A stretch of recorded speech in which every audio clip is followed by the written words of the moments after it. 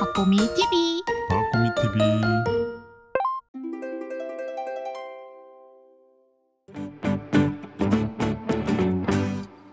안녕하세요, 박보미입니다. 오늘도 우리의 지식을 채워주시기 위해서 특별한 손님을 모셨습니다. 안녕하십니까? 네, 안녕하세요. 네, 자기소개 부탁드립니다. 네, 안녕하세요. 미래에셋 자산운용에서 ETF 마케팅을 하고 있지만 오늘은 작가로 나온 김수정입니다. 네, 현업에 계시면서 하루 종일 보는 게 ETF잖아요. 맞아요. 그럼 책을 쓰실 때도 약간 힘드시지 않았어요? 물린다 표현할까요? 근데 저는 글 쓰는 거 되게 좋아합니다. 그래서 지금 하는 업도 글 쓰는 거에 기반으로 이제 영상에 나가서 얘기하고 그런 건데, 저는 글 쓰는 거를 좋아하는데 책을 쓰면서 느꼈죠. 아, 이거 좋아한다고 막 그렇게 한다고 하면 안 되는 건 너무 힘들구나. 근데 책 쓰는 게요, 경험이 많이 없어서 어려운 경우도 있지만 성격상 너무 꼼꼼하게 하려고 하면 책이 어려워지는 거라고 하더라고요.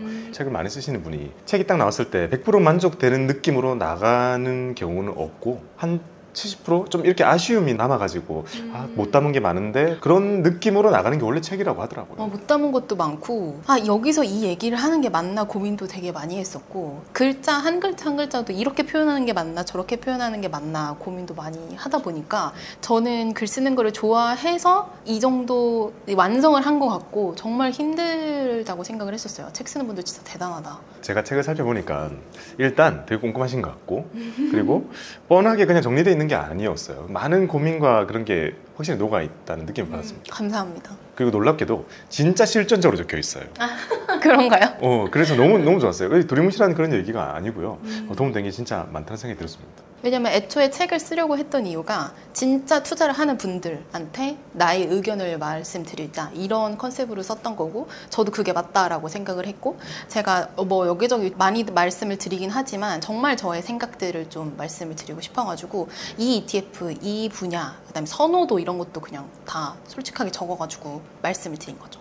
근데 요새 현업에 계신 분들이 이렇게 책을 쓰시는 경우도 요즘에는 많이 보이긴 한데요. ETF로 책을 쓰시게 된 거, 지금 ETF를 다루시기 때문인 거일까요? 아니면 자연이 좀 있을까요? 원래는 사실 제가 금융 쪽에 계속 있기는 했는데, 어떤 일을 하셨었나요? 원래는 처음에 입사는 증권사 리서치센터. 리서치센터? 섹터는요? 보통은 반도체, 뭐 화장품 이렇게 섹터가 있다고 생각을 하시는데, 저는 매크로 쪽에 있었어요. 그러니까 경제 보고, 환율 보고, 그 다음에 코스피 지수 어떻게 되는지 보고, 미국 주식 보고, 약간 그런 쪽에서 같이 일을 했었고, 아래 이때. 그리고 난 다음에 제가 독자적으로 라이팅을 시작을 했던, 보통 이제 라이팅이라고 하는데 라이팅을 시작했던 거는 ETF 쪽으로 제가 시작을 했었죠. 그래서 저는 리서치 센터에서 원래 글을 써서 이제 세미나를 다니던 사람이었어가지고. 요즘엔 하기야 ETF 전략 이렇게 독립된 섹터처럼 많이 나오더라고요. 맞아요. 저 때는 아무도 없어서 섹터가 없었어요. 근데 뭐 하겠다 이래가지고 이제 했던 거죠. 그렇구나. 그러면 연장선상에 있네요. 저는 처음에 애널리스트 출신이시라면 ETF랑은 또 약간 결이 다를 수도 있었을 텐데라는 생각을 했는데, 같은 길을 걸어오신 거였군요. 맨 처음에는 이제 제가 아래이고 제가 선택할 수가 없기 때문에 미국 경제 보고, 미국 주식 보고, 뭐 한국 주식도 보고 이러기도 했는데, 일단 제가 선택을 할 수 있었을 때는 ETF를 선택해서 글로벌 ETF를 보다가 그거에 관련되어 있는 레포트들을 많이 썼었고, 거기에 포함되는 주식 종목들도 보다가 계속 글을 써오던 사람이니까 그게 베이스가 돼서 이제 책이 나왔다라고 저는 생각하고 있습니다. 저도 RA를 짧은 기간이긴 했지만요, 제가 있을 때는 2차전지 쪽이었거든요. 2차전지 섹터에 계셨어요? 네, 2차전지 RA인데 한 10년 전이잖아요. 테슬라밖에 없을 때였어요. 이게 이렇게 될지 몰랐죠. 이렇게 큰 산업이 될 줄 당시에는 몰랐죠. 근데 거기 계셨던 분들은 이거 진짜 된다고 이렇게 생각하시는 분들이 많지 않으셨어요? 그 담당하시는 분은? 맞는데요, 이게 참 주식이 진짜 어렵다 느끼는 게요, 지금 생각하면 너무 당연하잖아요. 당시에 너무 뜬구름 잡는 듯한 느낌이 너무 강했어요. 맞아요. 주식이 그런 섹터들이 있어요. 지금 10년 전도 돌아가서 그때 당시에 전기차 얘기가 나왔을 때는 진짜 하이브리드도 우리가 그나마 그냥 타보는 정도? 테슬라는 미국에 돌아다닌다고 하고 있을 때고, 한국에서는 뭐 거의 한두 대 가끔 보일 정도였거든요. 근데 나중에는 전기로만 달리는 차들이 도로에 깔린다는 얘기를 받아들이기가 너무 어려웠어요. 근데 그런 얘기를 하시죠, 애널리스트 분들은. 그런 세상이 온다.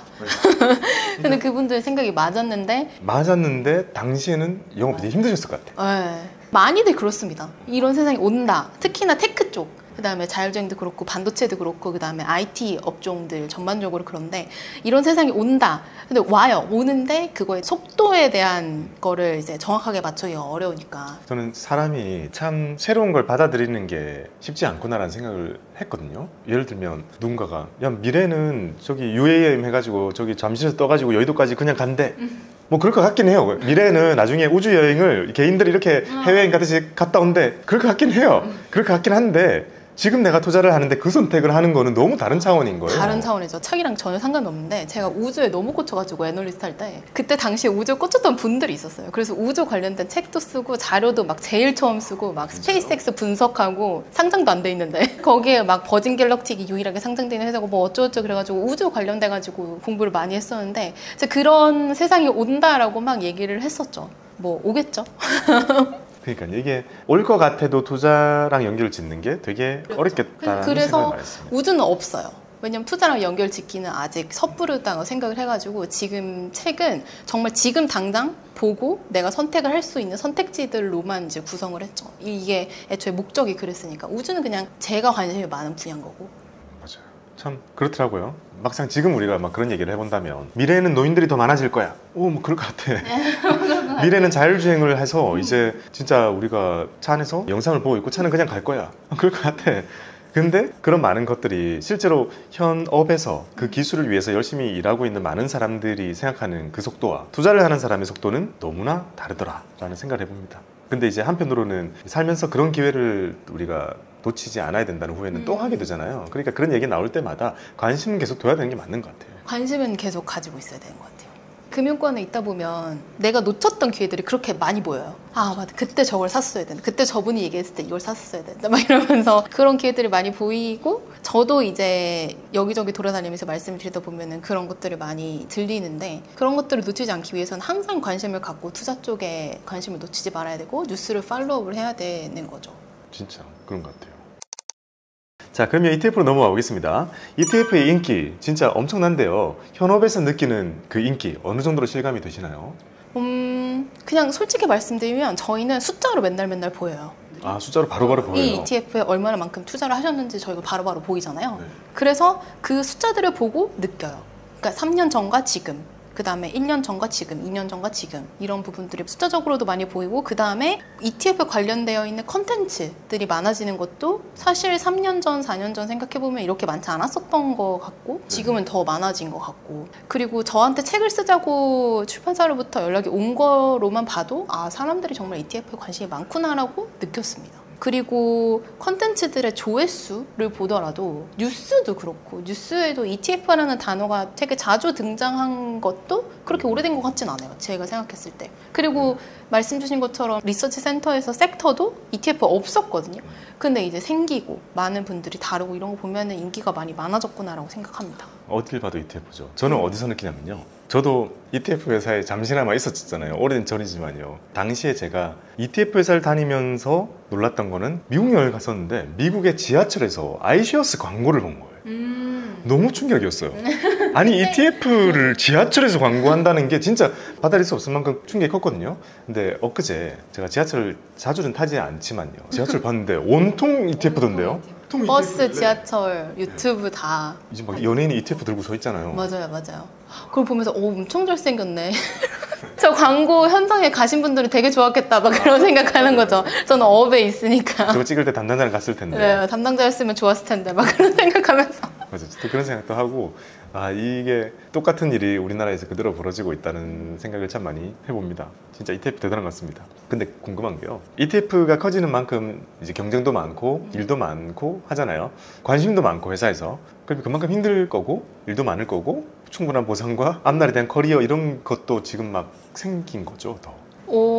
일단 일은 정말 많고 관심도 많은 것도 맞고 일에 매몰되어 사는 것도 맞고 정말 빡센데, 저는 되게 매력적이라고 생각을 옛날부터 해서, 애널리스트를 선택을 할 때 ETF를 하겠다고 제가 선택을 해서 ETF 쪽으로 와서 이 길을 걷고 있고, 제가 생각했던 것보다 훨씬 더 많이 빠르게 발전을 하고 있긴 한데, 이 산업이 뭐가 매력적이었냐면, 사실은 이런저런 이슈들이 있겠지만 상장을 한 투자 상품을 만들 수 있는 가장 좋은 툴이 ETF거든요. 그래서 내가 이런 컨셉으로 상품을 만들고 싶고 이런 컨셉으로 투자를 하고 싶다라고 생각을 했을 때 그걸 ETF로 만드는 게 그렇게 어렵지 않아요. 뭐 법적인 문제라든가 이런 부분들 당연히 있겠지만, 그리고 한 가지 더 매력적이라고 생각을 했던 건, 저는 그렇게 생각했어요. ETF를 좀 이해를 하면 전 세계에 있는 모든 자산군에 나는 투자를 할 수 있고, 전 세계에 있는 모든 자산군에 내가 원하는 대로 비중 조절하면서 투자를 제대로 해볼 수 있겠다, 정말 좋은 포트폴리오를 만들 수 있겠다라는 생각을 했어서 되게 매력적이고, 근데 경쟁이 심화되고 이제 사람들 관심이 많아지기 그래서 힘들기는 하지만 매력적이라고 저는 생각합니다. 그리고 굉장히 빠르게 변화하고, 당연히 주식, 채권, 원자재, 리츠까지 다 보고 다 이해해야 되고, 물론 제가 버겁지만 배워가는 게 되게 많은 업이라고 저는 생각해요. 저는 또 그런 생각도 들어요. 우리가 한때 간접 투자를 그렇게 많이 하다가 ETF도 간접 투자임에도 불구하고 이 간접 투자의 자체가 마치 한물 가는 것처럼 느낄 때가 있었잖아요. 다 그냥 개인 투자하고 장도 안 오르니까 지수 투자 이런 것도 없고 그냥 다 종목 장세해서 그냥 자기 기업 선택하는 쪽으로 가가지고 모든 투자하는 사람들이 다 하나씩 기업 분석 잡고 막 늘어지고 막 그런 했던 분위기가 좀 떠오르거든요. 근데 그 투자는 사실 쉽지 않잖아요. 시간이 지나서 이 저변이 정말 커지고 나서 보니 그렇게 하는 사람들도 많이 늘어났겠지만 ETF를 선택한 사람들이 이렇게 많아졌다는 게 되게 놀랍긴 합니다. 저도 그거 이유에 대해서 궁금해가지고 이런저런 거를 찾아봤었는데, 사실 ETF 시장은 미국이 제일 커요. 미국에서도 왜 ETF 시장이 이렇게 컸을까에 대한 논문과 고민과 많은 지수사들과 연준에서까지도 ETF 시장에 대한 논문을 내놓을 정도거든요. 이 ETF 시장의 커짐으로 인해서 미국 전체 시장에 미치는 영향은 무엇일까?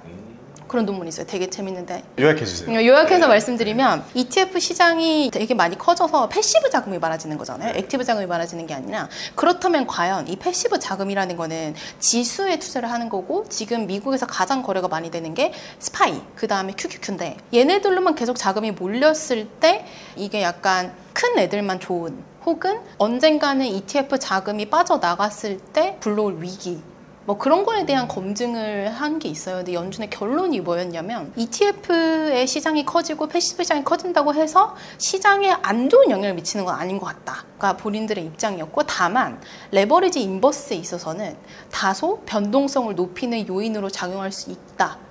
그 레포트의 결론이었어요. 이거는 뭐 마케팅이나 제 책이랑 전혀 상관없는데, 저도 그 레포트를 읽어보고 이렇게까지 ETF 시장이 커지는 거에 있어서 많이들 생각을 하고 있고, 왜일까에 대한 질문은, S&P 500 많이 아시는데 S&P 다우존스라는 회사가 있어요. 근데 거기서 이제 매년 뭘 하냐면, 미국에 있는 액티브 펀드들이 S&P 500이라는 지수를 아웃퍼폼한 비중을 보여주거든요. 이게 뭐냐면, 액티브 펀드의 목적은 S&P 500이라는 벤치마크를 아웃퍼폼을 해야 되잖아요. 나는 S&P 500 대비해서 연간으로 무조건 더 좋은 수익률을 낼 거야 라는 목표 안에 액티브하게 운용을 하는 건데, 그 비율이 이제 S&P가 매년 정리를 하는데 대부분 50%예요. 그러니까 그 말은 뭐냐면, 50%는 S&P 500을 아웃퍼폼을 하는데 나머지 50%는 S&P 500을 아웃퍼폼하지 못한다는 뜻이거든요. 근데 월가 있는 분도 얼마나 똑똑해요. 그래서 결국에 S&P 다우존스 회사에서 이걸 정리한 이유는 S&P 500 지수가 좋다를 얘기하고 싶어서 그런 거겠지만, 그런 것들을 봤을 때 ETF에 대한 투자 방법을 얘기해 주셨으니까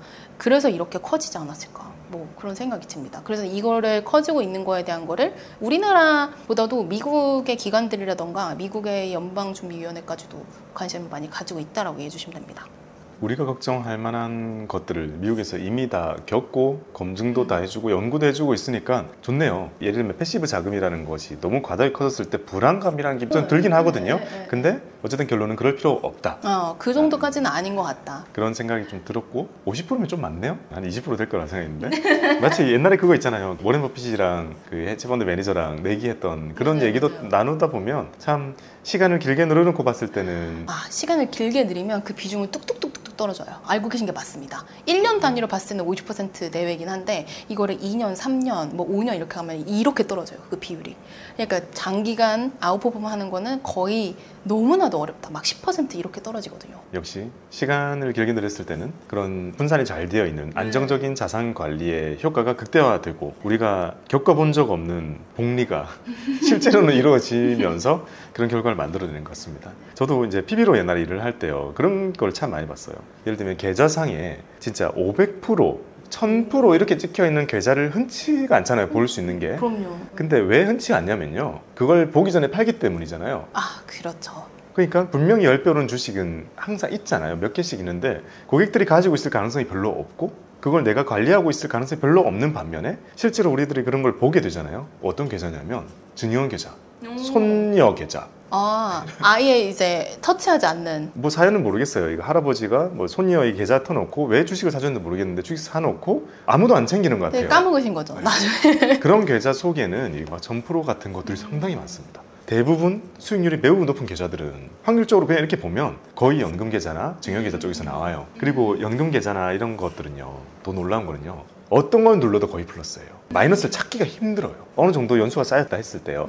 어차피 연금저축은 안에 개별 주식 못 담잖아요. 당시에는 그냥 ETF도 안 될 때여서 제대로. 그때는 ETF가 별로 없었을 때. 그렇죠. 지금 ETF로 빙의됐을 뿐이지만 어쨌든 펀드를 막 담은 거잖아요. 펀드 담을 때도 무난한 걸로 담았어요. 그냥 뭐 코리아 무슨 증권 투자 신탁 이런 걸로 담고 미국 펀드 이런 식으로 담았었잖아요. 이렇게 담아놓은 그런 많은 것들이 시간이 많이 지나면 열어보면 마이너스를 찾기가 힘들어요. 그런 거 보면 참 우리가 쉬운 길을 두고 시간을 줄이기 위해서 극도로 어려운 길을 다 선택하고 있는 게 아닌가 라는 생각이 듭니다. 그런 생각 가끔 하는데 그냥 나스닥 100 넣어놓고 그냥 까먹고 있었는 게 나았었을 것 같은데 이런 생각. 많은 금융인들이 그런 오해를 하죠. 가끔 그런 생각을 합니다.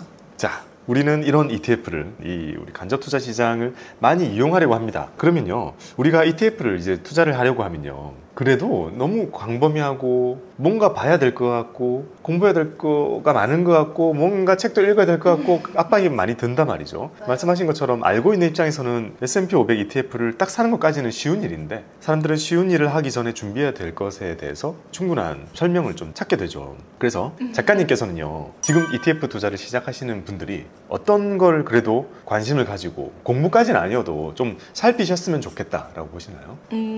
보통 이제 종목 투자를 하시다가 ETF 투자도 같이 보통 하시는데 아예 투자를 안 하시는 분들이라면 모를까. 근데 보통 종목 투자를 하실 때는 바텀업이라고 저희가 분석 방법 보통 얘기를 하는데 기업의 매출 보고 기업의 영업이익 보고 이렇게 해서 기업에 투자해야 될지 말지를 결정하는 거기까지 이제 밑에서부터 위로 올라온다 얘기를 하는데 ETF를 선택을 하실 때는 저는 탑다운으로 봐야 된다라고 말씀을 드려요. ETF는 탑다운? 네, 이거는 뭐 저의 생각이지만 탑다운이 뭐냐면 매크로를 보고 매크로가 주로 뭐를 보면 좀 매크로가 쓸까요? 매크로가 이제 경제 지표들인 거죠. 그 나라의 경제 혹은 이 나라와 저 나라의 경제라던가 그다음에 정치적인 상황도 매크로일 수도 있고 정책적인 이슈들도 매크로일 수도 있는 거고 그다음에 전 세계적으로 지금 일어나고 있는 것들 뭐 이제 제가 예시를 들어드린다면은 탈세계화라는 것도 이제 매크로의 하나의 예시라고 생각을 하는데 50년 동안 이어져 왔던 세계화의 흐름이 2016년 브렉시트 때부터 이제 흔들려가지고 지금 이제 글로벌 무역개방 지수가 많이 꺾였는데 이 탈세계화라는 컨셉을 탈세계화하면 수혜주 뭐? 그러니까 이런 식으로 가신다기보다는 이 탈세계화라는 걸 이해를 하면은 뭐가 보이냐면 미국과 중국은 앞으로도 계속 사이가 나쁘겠구나. 그리고 미국은 자기네들 치는 나라들한테만 우호적이겠구나. 그러면 중국이 공장의 지위를 잃고 어떤 나라가 수혜를 볼까? 그러니까 이런 것들을 같이 공부를 하시면 좋을 것 같고 이런 것들을 이해하시면 좋을 것 같은데 이걸 다 하기가 어려워요. 저는 책에서도 그랬는데 이렇게 매크로 분석하고 좋고 국가별로 경제지표 놓고 바라보고 이런 거 다 좋은데 첫 번째로 봐야 되는 거는 글로벌 경제가 어디에 있는지. 글로벌 경제. 네, 왜냐하면 경제가 튼튼하면 주식 흔들려도 그렇게까지 흔들리진 않아요. 근데 경제가 불안정하면은 선별적으로 투자를 해야 돼요. 그래서 저는 추천드리는 게 IMF에서 분기마다 그 세계 경제 전망을 내는데 그걸 다 읽으시라는 말이 아니라 제목만 보세요. 제목만. 순간 놀랐습니다. IMF 경제 전망 자료. 제목만. 제목이랑 뭘 보셔야 되냐면 국가별 경제 전망을 해놓은 표 있어요. 표. 그거 2개만 저는 말씀을 드려요. 제목을 보면 뭐가 보이냐면 글로벌 경제가 어떻다가 보이고 그 표를 보면 뭐가 보이냐면 국가별로 경제 성장률 전망이 나오는데 이건 좋고 이건 별로네. 여기까지만 하셔도 돼요. 그 전망 자료는 대략 언제쯤 나오나요? 1, 7, 10 이렇게는 아마 나올 거예요. 그러면 마지막에 나오는 게 제일 중요하겠네요. 그 네, 다음 맞아요. 연도 거를 보니까. 네, 그 다음 연도 거를 보고 그리고 걔네들이 어떻게 바꾸든지도 보이고 그런 것들을 보면은 이제 거기서 뭘 고르셔야 되냐면 오케이, 나는 이 나라에 투자는 하는데 이 나라는 안 되겠다. 그런 것들을 판단을 하셔야 되는 거죠. 그래서 탑다운을 말씀을 드리는 거고 거기서 한 단계 더 나간다라고 하면은 글로벌 OECD 경제 전망 지수. 근데 이거는 뉴스에 많이 나오니까 근데 그거를 막 일일이 들어가지고 OECD 사이트에 들어가셔가지고 찾으실 필요는 없고 뉴스에 보면 많이 나오니까 좋다 그러면 좋은가 보다, 나쁘다 그럼 나쁜가 보다 이렇게 이해해 주시면 될 것 같아요. 그 다음에 이것도 난 모르겠다 그러면 한 가지 제가 팁을 드리자면 시장의 주인공이 누군지 좀 판단하는 습관을 가져보시면 좋을 것 같다. 그 시장의 주인공은 저는 개인적으로 세 개의 주체라고 보는데 정부, 그 다음에 기업, 그리고 중앙은행. 주가의 영향을 누가 지금 가장 많이 주는지를 이제 저는 시장의 주인공이라고 얘기를 하는데, 주도주 말고 주식시장이라고 통칭되는 자산시장에서 망망대해에 저희가 큰 배를 타고 가고 있다라고 생각을 하는데, 거기에 키를 쥐고 있는 선장이 누군지를 봐야 된다라는 입장이거든요. 근데 그 키를 쥐고 있는 선장은 사실은 개인 투자자분들이면 좋겠지만 그렇게까지 저희가 자금을 이동시킬 수는 없는 거고, 그래서 정부, 기업, 중앙은행 셋 중에 하나라고 생각을 합니다. 그래서 이거는 보통 사이클을 돌아가면서 키를 쥐고 있는 사람이 다른데, 가장 근래 예시를 들어볼게요. 2020년도에 코로나19 팬데믹이 터졌을 때는 정부가 주인공입니다. 왜냐하면 블랙스완이 발생을 했기 때문에 이거는 해결을 해야 되고, 경제가 엄청나게 둔화되고 거의 경기 침체로 들어가는 거를 정부 입장에서는 막아야 되기 때문에 이거를 막을 수 있는 정책들을 많이 쏟아내죠. 그럼 그 정책들한테 영향을 받는 기업들이 주목을 받고 그 기업들의 주가가 오르는 편입니다. 그때 각광을 받았던 게 IT 기업들. 그러니까 카카오와 네이버한테 QR코드 인증을 정부가 받아라 라고 저희가 이제 출입할 때마다 QR을 찍었어야 되잖아요. 그런 것들이 되면 이제 IT 기업들이 정부의 수혜주로 떠올라서 정부가 주인공일 때 주가의 흐름이 긍정적이었었던 거고, 그 다음에 2020년도에 바이든 대통령이 당선이 된 다음에 냈던 법안이 IRA, 그 다음에 칩4인데, 그런 법안들 때문에 이제 우리나라 2차 전지라던가 그 다음에 미국 반도체라던가 이런 기업들이 각광을 받기 시작을 했죠. 그때 그런 팬데믹이 터진 다음에는 이 정부가 이 경제 위기를 어떻게 탈피해를 할 것인가에 대해서 여러 가지 정책들을 내놓는데, 그 정책에 수혜를 받는 기업들 쪽에 관심을 가지시는 게 맞고, 근데 이게 오래 가진 않아요. 정부가 주인공일 때는 투자하실 때 주의하셔야 되는 게, 막 꾸준히 이거를 막 10년씩 모아가야겠다 이런 생각이라기보다는, 지금은 정부가 주인공이니까 이런 섹터들이 관심을 받고 이런 기업들이 관심을 받는구나 라고 이해를 해주시면 좋을 것 같고, 그 다음에는 보통 누가 등장을 하냐면 기업이 등장을 합니다. 이제 정부가 기업들을 밀어주고 경제를 살릴 수 있는 정책들을 내다보면은 기업들이 되게 돈을 많이 벌게 되고 그게 주가에 반영이 되는데, 그러면은 기업들의 시대가 옵니다. 그래서 2021년도에는 복기를 해보시면 기업들이 정말 좋았고, 그때 어떤 세상이었냐면 2010년 이후로 가장 글로벌 IPO가 많았던 시간이었어요. 2021년이. 글로벌 IPO가 많다라는 거는 기업들한테 굉장히 우호적이고 성장인 가능성이 있는 기업들을 다 이제 상장을 시켜주고 그런 시대였다라는 거거든요. 2021년도가 이제 제로금리 시대이기도 하지만, 그런 기업들이 주인공일 때는 뭘 보셔야 되냐면 기업들이 무슨 얘기를 하는지 보셔야 돼요. 이 기업이 우리 앞으로 이러이러한 거를 투자하고 앞으로 추구를 할 겁니다 라고 얘기를 하면 그것 때문에 주가가 오르고, 그런 것들에 대해서 새로운 트렌드가 나오기도 하고, 그때 당시에 제가 기억을 하는 거는 2021년도에 애플이 자기네들 타이탄 프로젝트라고 애플카 만들겠다고 얘기를 했는데, 그날 당일 주가가 5%가 7%가 올랐어요. 근데 결국에는 그거를 폐기를 하기는 했지만, 그 정도로 기업들의 소식에 눈여겨보셔야 된다가 기업들의 시대. 그 다음에는 보통 어떤 시대가 오냐면, 모든 것이 과열되고 자산시장이 과열되고 기업들이 살아나면 경제가 살아나는 거니까, 그러면 중앙은행이 갑자기 덕 하고 등장을 합니다.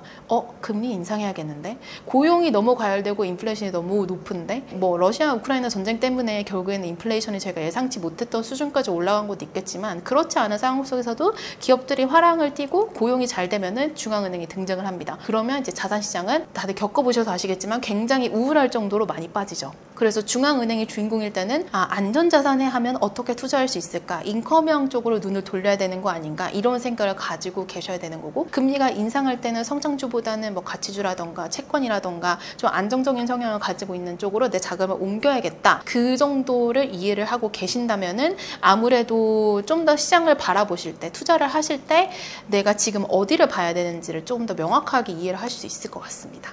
네, 다 이해됐습니다. 이해된 거 맞아요? 뭘 봐야 될지 알 것 같고요. 그 구분이 너무 좋은 것 같아요. 지금 시장에 키를 쥐고 있는 게 누구인지, 선장이 누구인지를 고려하는 투자라는 게 되게 우리 투자자들의 한계를 잘 인정하면서도, 우리가 그러면서도 할 수 있는 좋은 투자 전략이 아닌가라는 생각이 듭니다. 우리는 어쨌든 뭔가를 만들어서 주도하는 입장보다는 누군가의 배에 타서 가는 경우가 많고, 우리는 타는 입장이다라는 것을 어쨌든 받아들이고, 그래서 선장이 누구인지, 누가 모는 배를 탈 것인지에 대해서 큼직큼직한 고민을 내려야 된다고 말씀해 주신 게 되게 많이 와닿습니다. 네, 그러면 조금 더 실무적으로 와가지고요. 이제 ETF로 포트폴리오를 짜볼 겁니다. ETF로 포트 짜는 것에 대해서 정보를 많이 넣어주셔가지고요. 우리 채널의 구독자분들이 좀 좋아하실 만한 컨텐츠가 되게 많이 있는 것 같아요. 자, 먼저 황당스러운 질문부터 드릴게요. ETF 포트 꼭 짜야 될까요? 그 질문을 저한테 먼저 보내주시잖아요. 네. 그래서 제가 그 질문을 보고 여기다가 네 한 글자 써왔어요. 답변 네. 네, 당연히 그죠. 황당한 질문인 건 알고 계신 거죠. 저도 이 질문이 도대체 뭐지? 이러면서 질문들을 딱 봤을 때 이 질문이 제일 눈에 띄었거든요. 네, 짜야죠. 왜냐고 물으신다면 몰빵은 안 됩니다. 일단 ETF도 되게 여러 가지 투자 상품이 있는데 애초에 ETF 자체가 분산 투자하는 툴인 건 맞지만 이것도 다시 또 여러 개를 분산 투자를 했을 때 나한테 어울리는 포트폴리오를 가져가야 되는 거잖아요. 이 사람이 이거 좋대 그래서 이걸 다 몰려갔다가 저 사람이 저거 좋대 그래서 다 몰려갔다 이러면 나의 투자의 중심을 잃을 수가 있기 때문에 나의 생애 주기 그다음에 나의 투자 성향에 맞는 ETF 포트폴리오를 만드시는 것은 그냥 굉장히 추천을 드립니다. 이게 ETF도 마치 일반 주식 투자자들처럼요. 하나 들어있거나 한 30개 들어있거나 이게 좀 극단으로 가는 경우가 많거든요. 맞아요. 과분산도 좋지 않고 이제 집중도 좋지가 않잖아요. 중간을 좀 찾아가는 그 지혜가 많이 필요한 것 같습니다. 자, 그러면 ETF로 포트 짜는 전략에 대해서 많이 설명을 해주시고 계신데요. 가장 첫 번째로 자, 국가 분산입니다. 자, 미국, 중국, 인도, 일본 이렇게 국가들을 대표하는 지수들, 국가 이름이 들어있는 그런 ETF를 손쉽게 이렇게 쏙쏙 살 수 있게 되어 있는데요. 사실 막상 미국 말고는 우리가 그렇게 또 이해도가 깊지가 않거든요. 그래서 미국 포함해서 미국, 중국, 인도, 일본 이런 국가들 ETF로 어떻게 투자할 수 있는지 간략히 설명 부탁드립니다. 일단은 미국은 다들 익숙하실 것 같긴 한데 한 번만 더 짚고 넘어가자면 미국을 대표하는 지수는 3개입니다. 땅이 커가지고 지수도 3개. 3개예요, 3개. S&P 500, 나스닥 100, 그다음에 다우존스 30인데 이 세 가지의 특징을 정말 간단하게 제가 짚고 넘어갈게요. 일단 나스닥 100은 미국의 혁신과 성장을 상징합니다. 이 기준이 혁신과 성장이 기준이네요. 네. 나스닥 100에 포함되는 대부분의 기업들은 테크 기업들이고요. S&P에 상장하는 것보다 나스닥에 상장하는 게 훨씬 쉽습니다. 기업 입장에서도. 왜냐하면 조건이 그렇게 까탈스럽지 않거든요. 그게 이제 나스닥 100이 수익률을 그려보더라도 가장 좋게 나오는 이유는 성장주들이 몰려있기 때문입니다. 혁신과 성장을 상징한다, 나스닥 100은. 이렇게 해주시면 되고 그 다음에 제일 유명한 건 S&P 500이죠. 워런 버핏이 자기 와이프한테 유언처럼 모르겠으면 일단 S&P 500 사고 그 다음에 채권을 사 이렇게 얘기했다는 말이 있을 정도로 S&P 500이 미국을 대표하는 건데 나스닥은 IT 쪽으로 많이 몰려 있다면 S&P 500은 에너지, 화학, 뭐 그 다음에 금융 저희가 보통 많이 맞닥뜨릴 수 있는 뭐 3M이라든가 코카콜라라든가 이런 회사들이 다 이제 S&P 500에는 다 포함이 되어 있거든요. 내가 만약에 나는 미국에 투자를 할 거야 라고 정말 간단하게 생각하신다면 S&P 500이 맞습니다. 근데 나는 미국의 테크 기업들, 요새 맨날 뉴스에 나오는 그런 마이크로소프트, 아마존 이런 회사들이 마음에 들어 성장성이 최고지 이렇게 생각하신다면 나스닥 100. 그 다음에 제가 설명 안 드린 게 다우존스 30인데 다우존스 30은 우리나라에서 인기가 그렇게 없어요. 그러니까 인기 너무 없어요. 네, 인기가 굉장히 없고 그렇게 좋아하시지 않으세요. 네, 하지만 다우존스 30이 역사는 제일 깁니다. 130년 정도 넘었는데 굉장히 오래됐어요. 다우존스 30은 자기네들이 말하는 블루칩 기업들을 담고 있어요. 이 블루칩 기업들이 뭐냐면 굉장히 오랫동안 되게 안정적으로 성장을 할 수 있는 그런 기업들을 골라놨는데 기업들의 이름 딱 들으시면 바로 이해가 되시는데 존슨앤존슨, 3M, 코카콜라 뭐 이런 회사들 담고 있습니다. 이게 그래서 저는 미국의 신뢰성을 대변한다고 생각을 해요. 미국의 증시의 신뢰성. 그래서 나스닥 100은 성장성, S&P 500 대표성, 다우존스는 신뢰성. 와, 그 표현 너무 좋은 것 같아요. 네, 그렇게 딱 이해하시면은 바로 이해되시는데 이 중에 수익률이 뭐가 제일 좋아요라고 물어보신다면 당연히 성장성이 제일 좋죠. 미국은 성장성이 제일 좋고 그다음에 대표성, 신뢰성 이렇게 본인한테 맞는 ETF 찾아서 투자하시면 되는데 다우존스 30 ETF 같은 경우에는 거래가 잘 안 돼요. 거래량이 적어서 막 그렇게 추천드리지는 않는데 지수 자체는 굉장히 좋은 지수입니다. 그렇게 이해해 주시면 될 것 같습니다. 이 세 개 지수 중에서 그럼 지금 당장 어떤 거를 선호하세요? 라고 많이 질문을 주세요. 제가 이렇게 설명을 드리면 저는 일단 나스닥 100, S&P 500, 그 다음에 다우존스 30 그리고 한 가지 질문을 제가 더 받는 게 이 지수별로 배당률이 어떻게 되나요? 배당에 관심 많으신 분들은 배당 수익률을 봤을 때는 다우존스 30이 가장 높고 딱 종목들만 보더라도 배당 많이 하는 기업들이죠. 그 다음에 S&P 500이 높고 그 다음에 나스닥. 대략 얼마 정도 나와요? 보통은 S&P 500이 중간인데 2% 내외 연간으로 이 정도는 넘는 배당률을 가지고 있고 나스닥이 정말 높을 때는 1점 후반대 연간으로 뭐 아닐 때는 뭐 1.5 언저리고 다우존스는 그보다 조금 더 높습니다. 그래서 미국 배당 다우존스라는 지수가 유명한 게 다우존스라는 지수 자체가 배당 좀 성향이 높은 애들이 많습니다. 안정적으로 가지고 있는 종목들인 거라고 봐주시면 되고 제가 시간이 없으니 그 다음으로 넘어가 볼게요. 사실은 이게 제가 선호도 순으로 책을 써놨는데 중국은 맨 나중에 제가 다루도록 하겠습니다. 일단 그 다음은 인도인데 인도는 종목 투자가 안 돼요. 종목 투자 하실 수가 없어요. 우리나라에서. 오, 진짜요? 네. 아, 그럼 제도적으로 막혀 있는 거예요? 그게 원활하게 거래가 안 되고 증권사에서 요거를 해결을 해줘야 되는 이슈인데 아마 안 될 거예요. 그래서 사실상 ETF밖에 대안이 없다. 맞아요. ETF 혹은 펀드밖에 대안이 없는데 인도라는 나라를 딱 봤을 때 요새 기사도 굉장히 많이 나오잖아요. 그래서 인도라는 나라에 난 투자를 하고 싶다라고 생각하신다면 인도의 대표 지수는 니프티 50입니다. 니프티, 피프티를 약간 지수 이름처럼 형상화시킨 거죠? 맞아요. 그럼 니프티 50 어떤 지수인가요? 니프티 50은 인도에 상장되어 있는 수많은 기업들 중에서 시가총액 상위 50개만 투자를 하는 건데 인도의 금융시장을 보시면 되게 시가총액 큰 애들이고 대기업화가 굉장히 많이 되어 있어요. 대기업화. 약간 우리나라 옛날처럼 되어 있군요. 맞아요. 대기업화가 굉장히 많이 되어 있고 그다음에 알고 보니까 이 회사의 모기업이 이 회사고 약간 이런 경우들이 굉장히 많아서 니프티 50이라는 지수에 투자를 하신다면은 인도의 대표적인 기업들에는 거의 다 투자를 하실 수 있다. 50개만 담아도 충분하다. 그 밑에 있는 기업들도 있죠. 있는데 인도라는 시장은 그래도 신흥국 시장이고 미국보다는 변동성이 높고 그 다음에 정치적인 이슈라던가 뭐 다른 리스크적인 이슈에 굉장히 취약할 수 있는 나라이기도 합니다. 미국 대비해서 선진국이 아니니까 인도는. 그래서 성장률도 좋고 뭐 수익성도 굉장히 좋을 수 있겠지만 리스크가 있기 때문에 더 너무 넓게 투자를 한다기보다는 대기업 50종목에 투자를 하는 게 대표성도 있고 인도를 투자할 수 있는 가장 좋은 방법이라고 저는 생각을 하고 있고요. 근데 인도를 딱 봤을 때 가장 먼저 떠오르는 건 인구죠. 인구. 사람이 엄청나게 많다. 그래서 그 인구가 소비를 했을 때 얼마나 이 형성성이 좋을까라는 아이디어에서부터 시작한 인도 소비 시장을 노리고 있는 ETF들도 국내에는 상장이 되어 있습니다. 아, 니프티 50 말고 네. 다른 스타일의 인도 ETF가 있어요? 있어요. 네. 막 엄청나게 회자가 되지는 않지만 인도가 인구가 14억이거든요. 근데 중국의 인구를 뛰어넘었어요. 얼마 전에. 그 많은 사람들이 다 소비를 시작하면 얼마나 소비 시장이 좋을까. 소비재 기업들을 담아가지고 ETF를 만들어보자 라고 해가지고 만든 ETF들이 있습니다. 인도 컨슈머라는 거를 키워드로 해가지고 ETF가 제가 알기로는 지금 원래는 미래에셋 자산운용만 있었는데 아마 하나 더 이제 생긴 걸로 알고 있어서 인도라는 컨셉 하에 나는 인도 지수도 좋은데 거기서 조금 더 들어가서 14억 인구라면 굉장히 소비나 이런 것들이 매력적일 것 같다. 경제 성장률도 굉장히 높게 나오고 그렇게 공부를 하셔서 이렇게 더 구체적으로 투자를 하고 싶다면 이런 방법도 있다라고 얘기해 주시면 될 것 같고 그 다음은 일본인데 일본은 대표 지수가 두 개가 있어요. 두 개. 어떤 거죠? 첫 번째는 니케이 225 이게 더 유명하고 두 번째는 토픽스인데 그러니까 니케이 225는 정확하게 뭐냐면 일본에 상장되어 있는 기업들 중에서 시가총액 상위 225개 심플하네요. 상위 225 하면요. S&P 500이 기업 500개인 것처럼 니케이도 225개라고 봐주시면 되고 토픽스 같은 경우에는 하나부터 열까지 다 포함하고 있어요. 도쿄 증권거래소에 상장되어 있는 기업들을 다 가지고 있는 게 토픽스.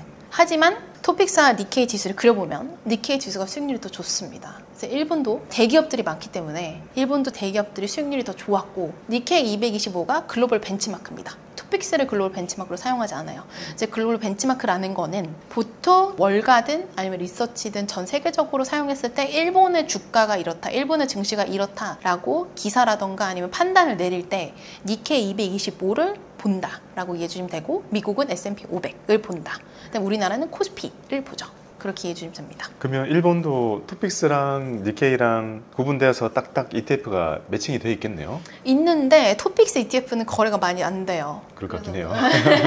그래서 저희도 있는데 그냥 니케이 225 ETF를 많이 말씀을 드리고 근데 이런 국가 지수들도요. 레버리지나 뭐 인버스 이런 것들도 막 있어요? 있어요. 아, 그래요? 그래서 환 해지 H 붙어있는 것도 있고 레버리지 인버스도 있고 있는 애도 있고 없는 애도 있습니다. 자, 마지막 4순위 중국입니다. 중국 G2였는데 왜 이렇게 됐을까요? 살아날 가망 없을까요? 이거는 제가 굉장히 조심스럽긴 한데 중국의 경제가 살아나려면 부동산이 살아나야 되거든요. 제 책에도 다뤄놨는데 부동산이 흥해가지고 중국 경제가 흔했었고 근데 문제가 뭐냐면 중국은 땅을 살 수가 없어요, 개인이. 그렇다더라고요. 네. 그래서 국가로부터 땅을 빌리는 거거든요. 근데 국가부터 땅을 빌려서 그 빌린 료를 국가한테 지급을 하는데 여기서 이제 딱 저한테 필이 옵니다. 얼마나 정경유착이 심할까. 그래서 이 중국 부동산이 내부적으로 문제가 정말 많고, 그래서 부동산 기업들이 디폴트가 나고 막 이런 것들도 그 정부에서 계속 막아주다가 이제 더 이상 손 쓸 수가 없는 수준까지 온 것 같다라는 생각을 저는 많이 하고, 중국 부동산 시장이 살아나지 않으면 중국 소비는 살아나기가 어려워요. 내 집값이 엉망진창인데 내가 갑자기 소비를 늘릴 수는 없잖아요. 그리고 중국도 세계적인 공장의 지위도 많이 잃어가고 있죠. 왜냐면 인건비도 많이 올라갔고 미국과 사이가 안 좋아서 많은 물량들이 끊기고 있고, 그래서 내부적으로도 본인들의 소비와 생산을 통해 가지고 충분히 먹고 살 수 있는 나라기는 하지만, 옛날의 위상 2005년, 2006년 때 많은 사람들이 모든 게 다 메이드 인 차이나고 막 중국 주식 막 올라가고 막 쏘고 이랬던 시절이 돌아오기까지는 좀 많이 지켜봐야 된다라는 게 저의 생각이고, 중국 경제 지표들은 통계가 보셔야 되는 게 산업 생산, 소매 판매, 그 다음에 PMI 제조업 지수, 그 다음에 부동산 가격을 보셔야 되는데, 그런 지표들이 그렇게까지 막 이렇게 긍정적이지가 않아서 저는 중국은 많이 기다려야 된다라고 생각을 하고 있습니다. 중국도 지수가 정말 많아요. 중국이 대표 지수가 제일 많은 것 같아요. 근데 그 중에서도 가장 대표성을 띠고 있는 거는 상하이 지수인데, 상하이 지수는 국내의 ETF가 별로 없거나 이랬던 것 같아요. 그리고 보통 국내에 상장되는 건 CSI 300 지수인데, CSI 300 지수는 홍콩과 중국 내륙 기업들을 다 담고 있는, 중하권을 다 담고 있군요. 중하권을 다 담고 있는 그런 지수라고 봐주시면 됩니다. 그리고 이제 CSI 300이 가장 대표성을 띠고 있는 거는 맞긴 하지만, 일단 중국 투자에 대해서는 조금 더 고민을 해보셔야 될 것 같고, 중국은 차라리 뭐 제가 책에 담고 이런 건 아닌데 차라리 정부가 밀어주는 산업이 제일 나아요. 그런 거 어떻게 할 수 있을까요? 정부 정책을 중국은 항상 그 양회라고 하죠. 3월, 4월 달에 양회를 해가지고 본인들의 경제 정책을 발표를 하는데, 거기서 등장하는 산업들 있잖아요. 그런 산업들에 오히려 관심을 가져보시는 게 맞고, 근데 거기서 얘기를 했다고 하더라도 중국 정부 정책이 그렇게까지 잘 워킹하지 않을 수가 있어요. 그래서 조금 시간을 두고 바라보셔야 된다는 게 저의 생각입니다. 그래서 중국은 CSI 300 하나만 알아도 일단은 충분할 것 같다라고 말씀을 네, 지금은 그 정도만 아셔도 괜찮을 것 같고, 사실 이 국가들을 설명을 막 하다 보면은 그냥 저는 미국을 제일 선호를 해요. 이거 그냥 솔직하게 말씀을 드리면, 국가별 선호도로 봤을 때 미국이 가장 매력적이에요. 왜냐면 경제 성장률 괜찮고, 리스크 대비 성장률 괜찮고, 수익률 괜찮고, 앞으로도 뻗어나갈 가능성이 높고. 그래서 뭐 다른 채널에서 제 책 얘기한 거 보시면은 아시겠지만, 미국이라는 나라는 굉장히 기업 우호적인 나라이기 때문에 기업들이 성장하기에 되게 좋은 나라고, 무한 경쟁의 나라입니다. 지켜주는 게 없어요. 다른 나라랑 대비했을 때 우리 기업을 지켜주고 이런 건 있겠지만, 막 이 기업을 지켜주겠다, 이 기업을 지켜주겠다 이런 거는 별로 없어서 무한 경쟁이거든요. 그래서 지금 막 시가총액 1위, 2위, 3위 이런 애들도 미친 듯이 경쟁을 하고 있잖아요. 그런 나라인데, 투자자 입장에서는 그렇게 기업들이 난리를 쳐서 계속해서 성장 동력을 찾아내는 그런 게 굉장히 매력적이라고 저는 생각을 하고, 그게 투자의 어쩌면 자본 시장의 본질, 그 다음에 자본주의가 미국에서 시작이 됐으니까 그런 거에 대한 것들을 조금 생각을 해보신다면 미국에 좀 더 집중적으로 바라보시는 게 어떤가라고 생각합니다. 미국의 진짜 큰 기업들도 가끔 보면요, 국가에서 개인정보 유출이나 뭐 독점 관련해서 엄청 강하게 치잖아요. 맞아요. 그런 거 가끔 보다 보면, 오, 저 회사가 잘 돼서 미국이 참 먹고 사는데 도움을 많이 줄 텐데도, 와, 진짜 저런 데서는 가차 없구나라는 표현을 할 정도로 그렇게 하는 거 보면서, 아, 미국은 정말 커져도 안심하지 않고 살아나기 위해, 성장을 위해 그렇게 큰 자기들끼리 완전한 자유 경쟁을 하는 거 보면서, 아, 이게 미국의 저력이구나 라는 것을 또 다시 한번 또 느낄 수 있던 것 같더라고요. 그리고 정부가 그렇게 계속 때려도 결국에는 기업들이 약간 이겼던 것 같아요. 역사적으로 봤을 때 청문회 엄청나게 많이 하고 독점 제재 엄청나게 많이 당했어요. 근데 그 기업들이 절대 사라지지 않고, 그렇다고 한들 다 이겨내고 결국에는 이렇게 성장을 하기 때문에 매력적인 시장이라고 생각합니다. 기업이 가장 강한 나라, 미국의 투자의 매력을 말씀해 주셨습니다. 자, 이제 조금 더 탑다운으로 가고 있습니다. 이제 글로벌 나라들을 쭉 훑고 나서요, 좀 더 내려와서 이제 산업별로 갈 건데요. 되게 특이했던 게요, 책에서 섹터 구분을 해주신 게 주식 ETF 자체를요, IT와 BIT로 구분을 해주셨더라고요. 그만큼 이런 혁신 성장 테마가 가득한 이 IT 쪽을 좋게 보시는 거네요. 뭐 사실은 국내 ETF들이 IT 쪽이 많아요. 그래서 제가 나눈 거기도 하고, 저는 이제 개인적으로 성장성을 가지고 있는 기업, 그다음에 성장성을 가지고 있는 ETF를 굉장히 흥미롭게 보기 때문에 이제 IT와 BIT를 나눈 것도 있는데, 그렇다고 BIT를 안 좋아하는 건 아닙니다만 성장성이 있어가지고 IT만큼의 폭발적인 성장성을 기대하기는 어려워요. BIT는 이따가 말씀드리겠지만. 그래서 IT에 포함되어 있는 그런 분야들이 상당히 매력적이라고 생각을 하고, 우리나라의 투자자분들은 유난히 테크 쪽 관심이 많고, 그리고 지금 제가 느끼기엔 미국도 그렇고 우리나라도 그렇지만 테크 기업들이 지배하는 시대에 저는 살고 있다고 생각을 해요. 그래서 IT 쪽의 시장의 변화라던가 어떤 상품들이 있는지는 알고 넘어가시는 게 좋을 것 같다. 그래서 요거를 가장 앞단에 다뤘습니다. 그런 혁신 성장 테마로 이렇게 구분을 해주신 게요, 반도체랑 메타버스, AI 이렇게 세 가지 키워드를 잡아주셨는데요. 하나씩 설명 부탁드립니다. 이걸 하나를 설명하려면은 거의 하나당 몇 시간씩 걸리는데 정말 간단하게 저의 말씀을 한번 드려볼게요.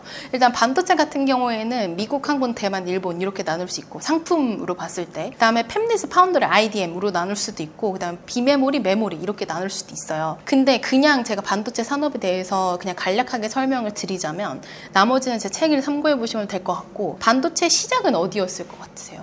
반도체의 시작. 네. 시작은 미국이었겠죠? 미국이었죠. 미국의 통신사가 있어요. AT&T라고. 그게 반도체 시작이었습니다. 일단 반도체 ETF가 정말 많아요. 국내에 정말 많은데, 여기서 난 잘 모르겠고 일단 하나를 딱 투자를 해보고 싶다라고 생각을 하신다면은 저는 미국 반도체 ETF를 많이 말씀드리는 미국 반도체 ETF가 제일 대표성을 가지고 네. 있다. 그냥 반도체 시장에서 가장 대표성을 가지고 있는 거는 전 세계적으로 봤을 때 미국 반도체 ETF라고 생각을 해요. 왜냐하면 반도체 자체가 미국에서 시작을 했고, 지금도 헤게모니를 미국이 가져가고 있고, 그리고 그 헤게모니가 그렇게까지 크게 변하지 않을 것 같고, 국내 반도체도 괜찮고 대만도 좋고 일본도 다 각자마다 스토리가 따로 있지만, 그냥 예시를 들어드리자면 반도체 하나를 만든다고 생각을 해볼게요. 그 반도체 하나에 정말 여러 가지 칩이 들어가거든요. 비메모리, 메모리 뭐 등등등등. 그래서 부가가치가 100만 원이라고 해볼게요. 반도체가 100만 원이다. 그럼 이 하나의 반도체에서 가장 많은 돈을 가져가는 주체는 로직 반도체, 그러니까 비메모리 반도체를 만드는 주체인데, 그 주체가 30만 원을 가져가요. 100만 원 중에.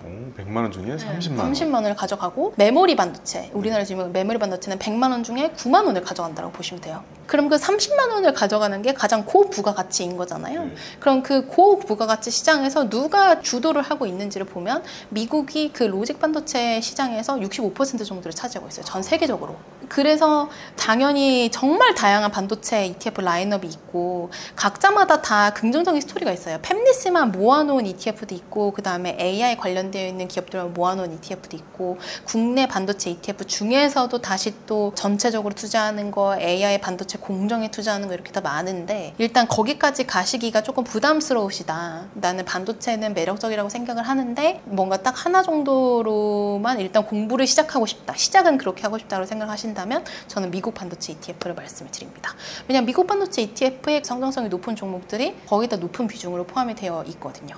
그 다음에 AI도 말씀을 주셨는데, AI는 제가 일하면서 AI 대학원을 다녔었어요. 그 바쁜 와중에 대학원도 다니셨군요. 대학원을 다녔어요. 그래서 올해 2월에 딱 졸업을 했는데, 저는 이런 세상이 올 줄 몰랐어요. 이런 세상이 올 줄 모르고 2021년도부터 다녔나? 그때의 AI 느낌은 또 다를 텐데요. 많이 달랐죠. 그래서 그때 제가 그런 거 한다고 했을 때 주변에서 어떤 분은 되게 좋은 생각인 것 같다라고 얘기를 하셨고, 어떤 분은 경제 대학원을 가야지 왜 그런 걸 가니? 라고 얘기하신 분들도 있었어요. 근데 저는 그때도 그렇고 지금도 그렇지만 AI 시장에 대해서 그때도 긍정적이었고 지금도 긍정적인데, 그래서 거기 있었을 때 다닐 때 챗 GPT가 딱 나왔어요. 2022년 12월이니까 챗 GPT가 딱 나왔을 때 교수님들 난리 나고, 업계에 계신 분들 난리 나고, 그 다음에 언어 모델 개발하고 계셨던 분들 난리가 나고 그랬었어요. 그래서 저는 그거를 가장 옆에서 보고, 그래서 대학에서도 이런저런 포럼들 모여가지고 논의하는 자리들이 굉장히 많았었는데, 저는 그냥 금융업에 있던 사람이니까 어떻게 투자를 해야 될까? 막 그런 생각 관점으로 바라보고, 그분들은 업계의 관점으로 바라보고, 기술의 관점에서. 그죠, 기술의 관점에서. 네. 근데 그분들은 투자의 관점에서 안 바라보시죠. 저만 이제 어떤 기업이 이길까 막 이러면서 투자의 관점에서 바라보는 거고, 그분들은 이제 그 산업 발전의 관점에서 봤을 때, 제가 그래서 교수님들 물어봤었어요. 챗 GPT가 딱 나왔을 때, 마이크로소프트랑 오픈 AI가 엄청나게 회자가 됐었을 때 이 기술력이 엄청나게 특별한가요? 라고 여쭤봤었어요, 교수님한테. 근데 교수님이 아니? 라는 대답을 하시는 거예요. 그래서 근데 주가나 뭐 뉴스나 이런 걸 봤을 때는 엄청나게 특별한 것 같은데, 그랬더니 사실상 기술력으로 봤을 때는 한 단계 더 나아갔을 뿐인데 그 한 단계 나아간 게 큰 폭으로 움직인 건 맞대요. 그리고 그분이 약간 시니컬하셨을 수도 있지만 마케팅을 잘한 것 같다 라는 얘기를 하셨어요. 일론 머스크랑 막 마이크로소프트랑 투자했다 하고, 그 다음에 완벽하게 AI가 구동되기 전에 일단 개인들한테 공개를 하고 이런 거를 봤을 때 자기는 마케팅을 잘한 것 같다 막 이러면서 그렇게 얘기를 하셨는데, 그분이 태세가 언제 바뀌었냐면 마이크로소프트에서 코파일럿을 출시했을 때 대단한 것 같다. 코파일럿이요? 코파일럿 대단한 것 같다. 코파일럿 보라고 막 수업 시간에 가져오셔가지고 대단하지 않냐고. 그리고 챗GPT에 대해서도 앞으로 논문 쓸 때 다 챗GPT 검색해서 쓰라고, 자유롭게 쓰라고, 우리가 AI 대학원인데 당연히 할 줄 알아야지. 코딩도 다 챗GPT 시키라고 막 숙제 내줘놓고 챗GPT한테 물어보라고. 진짜요? 그랬었는데, 그래서 정말 많은 부분들이 바뀌었고, 업계에 계신 분들은 어디까지 얘기가 나왔냐면 이제 내가 설 자리가 있을까라는.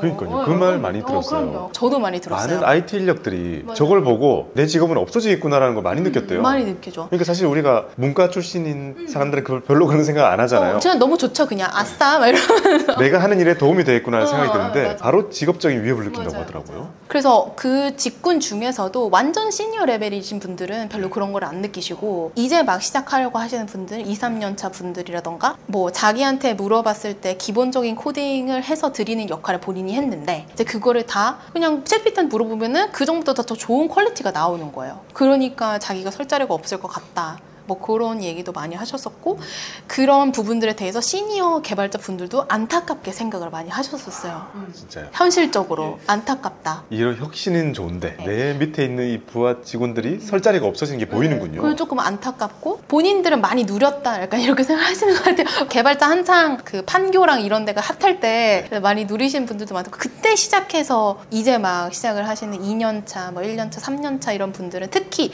언어 모델 쪽이었다면 본인이, 그래서 그런 분도 계셨어요. 대학원이었으니까 언어 모델 쪽을 굉장히 열심히 연구를 하고 계셨던 거예요. 근데 챗GPT가 딱 나와버린 거예요. 그거 이길 수가 없어요. 그러네요. 뭔가 내가 올라가려고 했던 사다리를 저기 모르는 로봇이 와가지고 그냥 가져가 버린 느낌이에요. 가져가 버린 거예요. 그 미국이 가지고 있는 자본력으로, 기술력과. 근데 사실 그 AI 관련된 마이크로소프트가 지금 챗GPT라는 거를 발표를 했고, 오픈 AI가 돈을 벌면 70%를 가져가요. 투자자 입장에서는 좋은 거죠. 마이크로소프트는 돈주머니를 하나 차고 있는 거니까. 근데 사실상 저는 이제 그 마이크로소프트 그걸 낸 다음에 구글에 관심이 정말 많았었는데, 그 이유는 전 세계적으로 AI 관련되어 있는 논문을 학계에서도 쳐주는 게 구글 사람들이 쓴 논문이에요. AI 논문. 왜냐하면 구글 알고리즘 관련된 거, 추천 알고리즘 관련된 거, 유튜브 알고리즘 관련된 거, 딥러닝 관련된 거, 그다음에 애초에 챗GPT도 트랜스포머라는 구글에서 만든 그 기술력 기반으로 만들어진 거잖아요. 그래서 저는 구글에 관심을 굉장히 많이 갖고 있었는데, 그러니까 돈을 벌 수 있는 방법을 좀 더 고민을 해야 될 것 같다. 투자를 하는 사람 입장에서는 마이크로소프트는 돈주머니를 딱 찾잖아요. 그래서 투자자분들한테 되게 매력적인 회사가 된 거고, 구글은 기술력이 정말 뛰어나고 논문도 정말 많고 AI의 시조세예요. 그건 구글이 맞는데, 뭐 마케팅적이라든가 여기를 통해서 돈을 번다든가 이런 것들은 조금 더 많이 노력을 해야 될 것 같다라는 게 저희 생각입니다. 뭐 이건 약간 논외로 세긴 했는데, 일단 AI 산업은 이 정도로 발전을 했고, 그래서 제가 그때 당시에 가지고 있던 질문은, 저는 투자하는 사람이니까 제가 대학원에서 AI 역사 이런 걸 또 배우잖아요. 그럼 1965년부터 시작을 해요. AI 공부를 65년부터 나와요? AI가 탄생했다고 학계에서 보는 건 1965년이에요. 다트머스 대학교. 미국이죠. 거기서 탄생을 했다라고 봅니다.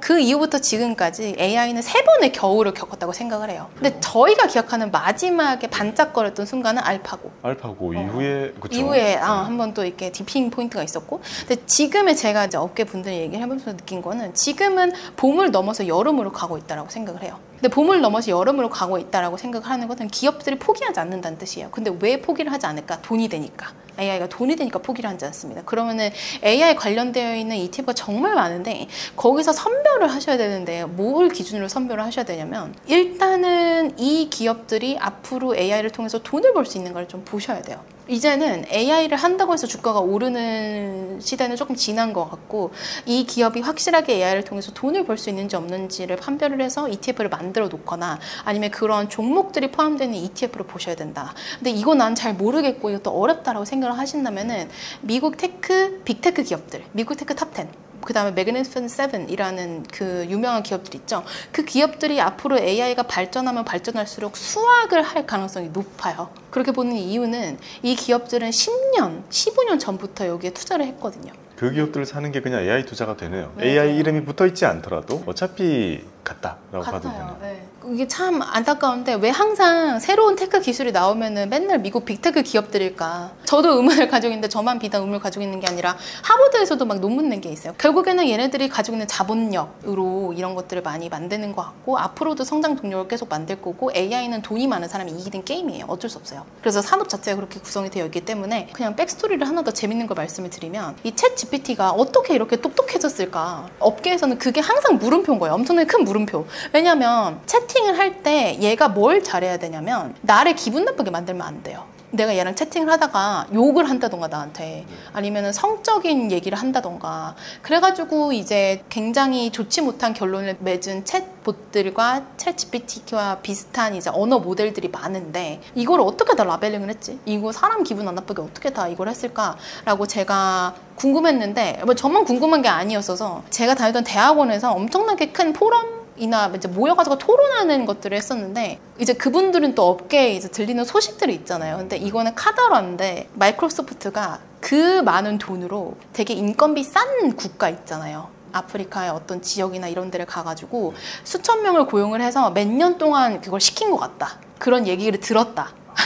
근데 이게 사실인지 몰라요. 마이크로소프트한테 물어볼 수는 없으니까. 근데 그 정도를 했다고 얘기가 들린다. 그래서 이제 사람이 다 AI를 만드는데 그 정도의 돈과 인력이 투입이 되면은 당연히 필터링이 잘 되죠. 엄청난 하이테크 기술을 만들기 위해서 그 뒤에는 사람의 손으로 엄청난 노력에 노가다가 있었다. 네, 많이 느끼시잖아요. 이게 디지털리 이거 하나 만들려고 얼마나 많은 손이 들어갑니까? 네, 비슷한 겁니다. 디지털이라는 것의 뒤에는 엄청난 아날로그가 있죠. 그럼요. 네, 그런 겁니다. 그래서 이거는 뭐 그냥 논 외고 AI를 투자하신다면 잘 모르겠다. 그렇다면 AI 빅테크 10 모아놓은 ETF라던가 테크 탑 10을 모아놓은 기업이라던가 그다음에 여기에 반도체 살짝 섞어주시면 될 것 같습니다.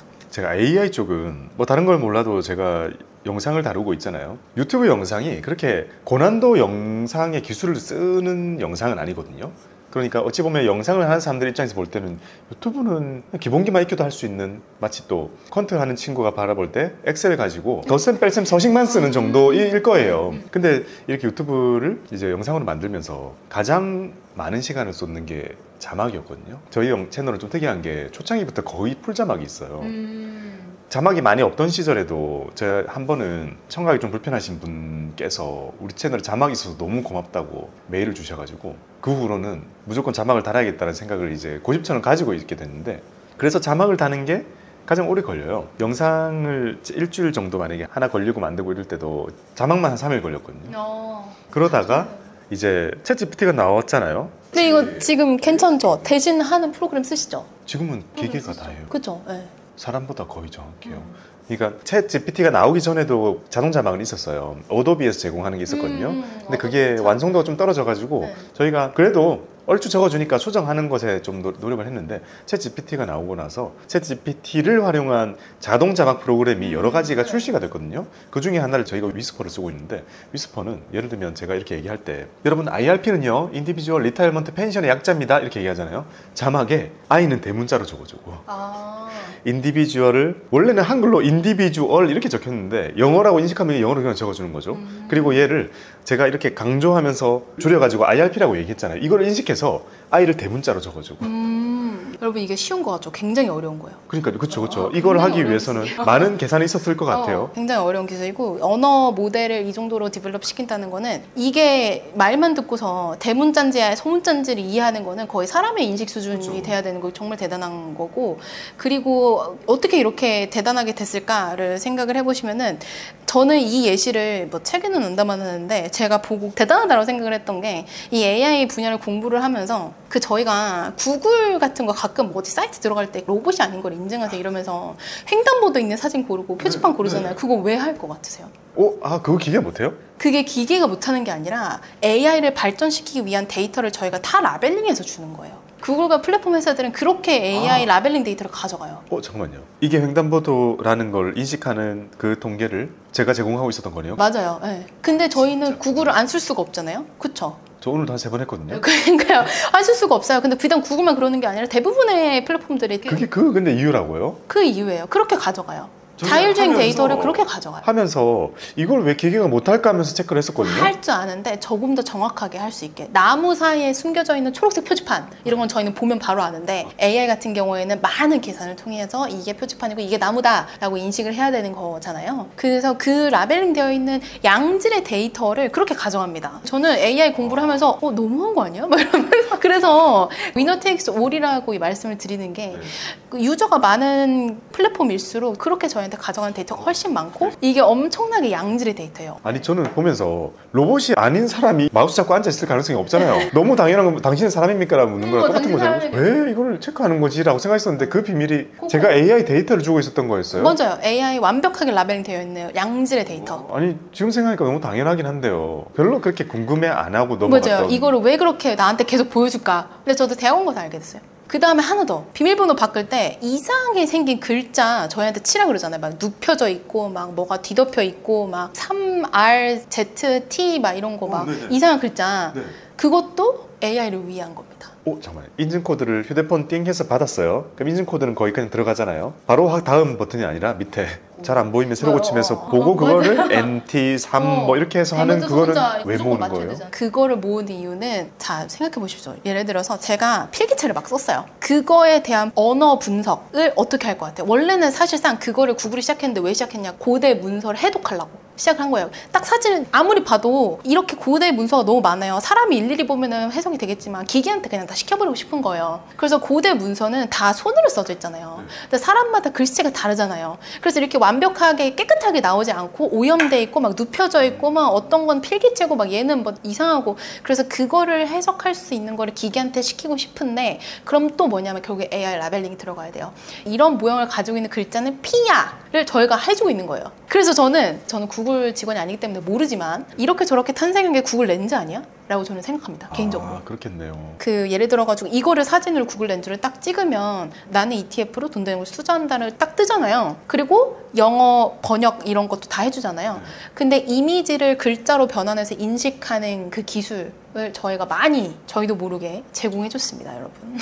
여러분들이 AI 산업의 주역입니다. 제가 봤을 때. 와. 진짜 그게 힘이구나. 그게 힘이에요. 그래서 유저가 많은 기업들이 힘이 세고 결국에는 걔네들이 양질의 데이터를 너무나도 많이 가지고 있어요. 그래서 결국에는 걔네들이 이기는 게임인 거죠. 그래서 그렇게 목을 매는 거예요. 자기네들이 할 수 있으니까. 구글 안 쓸 수 없어요. 저희. 저 네이버 안 쓸 수 없고 그렇잖아요. 그래서 이제 결국에는 저희가 그렇게 해주고 있었다. 좀 이야기가 옆으로 샜는데 그래서 결국에는 미국 빅테크 ETF를 투자하시는 게 제가 이렇게 말씀을 드리면 조금 더 편하게 이해를 하시더라고요. 아무리 뭐 자본을 뭐 어떻게 뭐가 많고 뭐 어떤 기술을 가지고 있고 막 이렇게 설명을 드려도 이게 제일 저희한테 와닿잖아요. 얘네가 뭐 한 10년 정도를 이렇게 못해도 5년을 우리한테 이런 AI 데이터를 가져가고 있었구나. 그러면 얘네는 전 세계적으로 가져가는 거니까. 수억 명이 하루에 3번씩 저처럼 한 그 데이터는 돈 주고 살 수 없으니까. 돈 주고 살 수가 없죠. 여러분들이 다 만들어주신 겁니다. 네. 그래서 투자를 해서 수익률이 오르면 그걸 저희가 누려야 되니까 ETF에 관심을 가져주시면 좋을 것 같습니다. 그건 좀 진짜 놀랍네요. 와, 진짜 많은 걸 안다고 생각했는데요. 전혀 궁금해 안 했던 부분이 충격적인 사실을 엄청나게 많은 데이터를 가져가고 있어요. 여러분 모르게. 대단한 소비 패턴 이런 것도 싹 알고 있고 뭐 그런 것뿐만 아니라 생성형 AI 그다음에 이미지 만들고 글자 인식하고 이런 거 다 저희가 다 준 겁니다. 여러분과 저희가 몇 년 동안 준 겁니다. 지금 이 동시간대에 미국에서 좀 논란 비슷하게 부리집혀지고 있는 것 중에 하나는 구글에 들어있는 안드로이드 폰에서 우리의 음성 정보를 수집하고 있었다라는 얘기가 나오고 있는데요. 저는 그렇다고 생각하거든요. 왜냐면 저 지난번에 농막 얘기를 했었어요. 근데 갑자기 유튜브 알고리즘에 농막이 뜨나요? 그렇죠. 농막은 평생에 제 입에서 처음 꺼낸 단어였어요. 농막을 하나 해야겠다 하면서 농막 얘기를 하고 폰을 켰는데 농막이 광고에 뜨는 거예요. 저는 확신했어요. 전 스스로가 이걸 뜨는 거 보면서 내 음성 정보를 모으고 있을 거다라고 생각을 했는데 역시 이제 사실이 밝혀지고 있습니다. 분명히 보고 있을 겁니다. 자, 이렇게 AI는요, 제가 기억하기로는요, 알파고로 대변되는 큰 AI 붐 한 번 있고 나서 몇 년 동안 진짜 잠잠했어요. 그냥 지나갔던 테마처럼 잠잠하다가 챗 GPT로 인해서 완전히 새로운 트렌드로 거듭이 났단 말이죠. 그래서 다음 주제는 메타버스입니다. 메타버스도요, 그때 핫했잖아요. 그리고 너무 조용하잖아요. 이 너무 조용한 이 시간은 투자자로서 조용함을 느끼는 거지, 이 산업에 몸담고 있는 사람들이 느낄 때는 엄청난 진보가 있지 않을까. 그러면 이것도 AI처럼 나중에 뿅 하면서 언제 또 이런 걸 만들었대? 라고 놀라는 날이 올 것 같다는 생각이 들거든요. 메타버스는 좀 어떤가요? 메타버스는 말씀 주신 것처럼 투자자 입장에서는 사실 관심 바뀌긴 한데, 제가 책에 담아놨던 이유가 산업단에서는 많은 발전을 이루고 있고 단 한 번도 인기가 식었지 않았다라는 게 이제 메타버스 산업에 있는 분들의 이야기고, 그런 것들을 봤을 때 저는 뭘 보냐면, 이렇게까지 봐야 되나 싶긴 한데, 저는 미국에 있는 PE라든가 미국에 있는 VC들이 메타버스에 투자를 하는지 안 하는지 보고 그 금액의 추이를 보고, 근데 이게 AI도 말씀 주신 것처럼 막 흥행을 했을 때 막 이제 투자자 입장에서 그때가 반짝반짝 거리지만, 꺼지고 난 다음에도 말씀 주신 것처럼 계속해서 투자는 늘려왔거든요. 우리가 안 살 뿐. 우리가 안 살 뿐 VC나 PE라던가 아니면 기관이라던가 업체라던가 기업이라던가 이런 데서 그 산업의 발전을 위해서 계속 투자를 해왔고, 그래서 그런 게 꽃을 피운 게 지금 AI인 거고, 그래서 메타버스 같은 경우에는 아직 꽃 피우지 못한 상황인 거고, 그렇지만 돈은 계속 흘러 들어가고 있고, 메타버스 산업에 대해서 대부분의 사람들이 긍정적으로 보고 있고, 결국에는 나의 현실과 가상의 세계를 이어주는 인터넷 같은 존재가 될 것이다 라고 아직도 이야기를 하고 있고, 그다음에 저커버그가 회사 이름을 메타로 바꿨잖아요. 저는 메타버스 산업을 보면서 뭐랑 되게 비슷하다고 생각했냐면, AI랑도 비교할 수 있는데 1997년인가에 빌 게이츠가 미국의 정말 유명한 토크쇼에 나갔었어요. 근데 거기서 그 MC라고 하죠, 그분이 빌 게이츠를 앉혀놓고 What the hell is internet? 이라고 물어봐요. 나는 인터넷이 뭔지 모르겠다. 이거 뭐냐? 물어봐요. 근데 그 질문은 지금 와서 바라보면 너무 멍청한 질문이잖아요. 근데 거기서 이제 빌 게이츠가 열심히 인터넷을 설명합니다. 열심히 설명하고 컴퓨터도 열심히 설명해요. 근데 그게 불과 30년 정도 전인 거죠. 아, 설명을 했어야만 되는 거였어요? 네. 아무도 인터넷이 뭔지 모르고 거기 토크쇼의 질문자가 인터넷이 도대체 뭐냐? 라고 비아냥거리면서 얘기를 합니다. 너가 말하는 인터넷이 뭐야?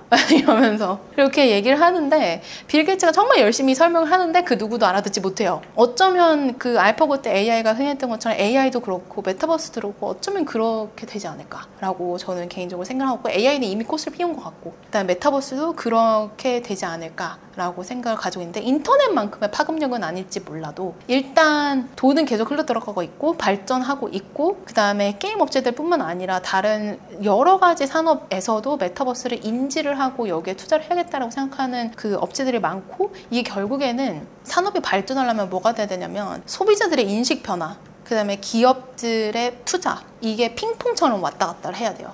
네. 소비자들의 인식이 매우 중요한 요소군요. 소비자의 인식이 바뀌어야 돼요. 그러니까 AI를, 챗 GPT를 유저가 아무도 쓰지 않았다면 AI는 이렇게 만발하지 못했어요.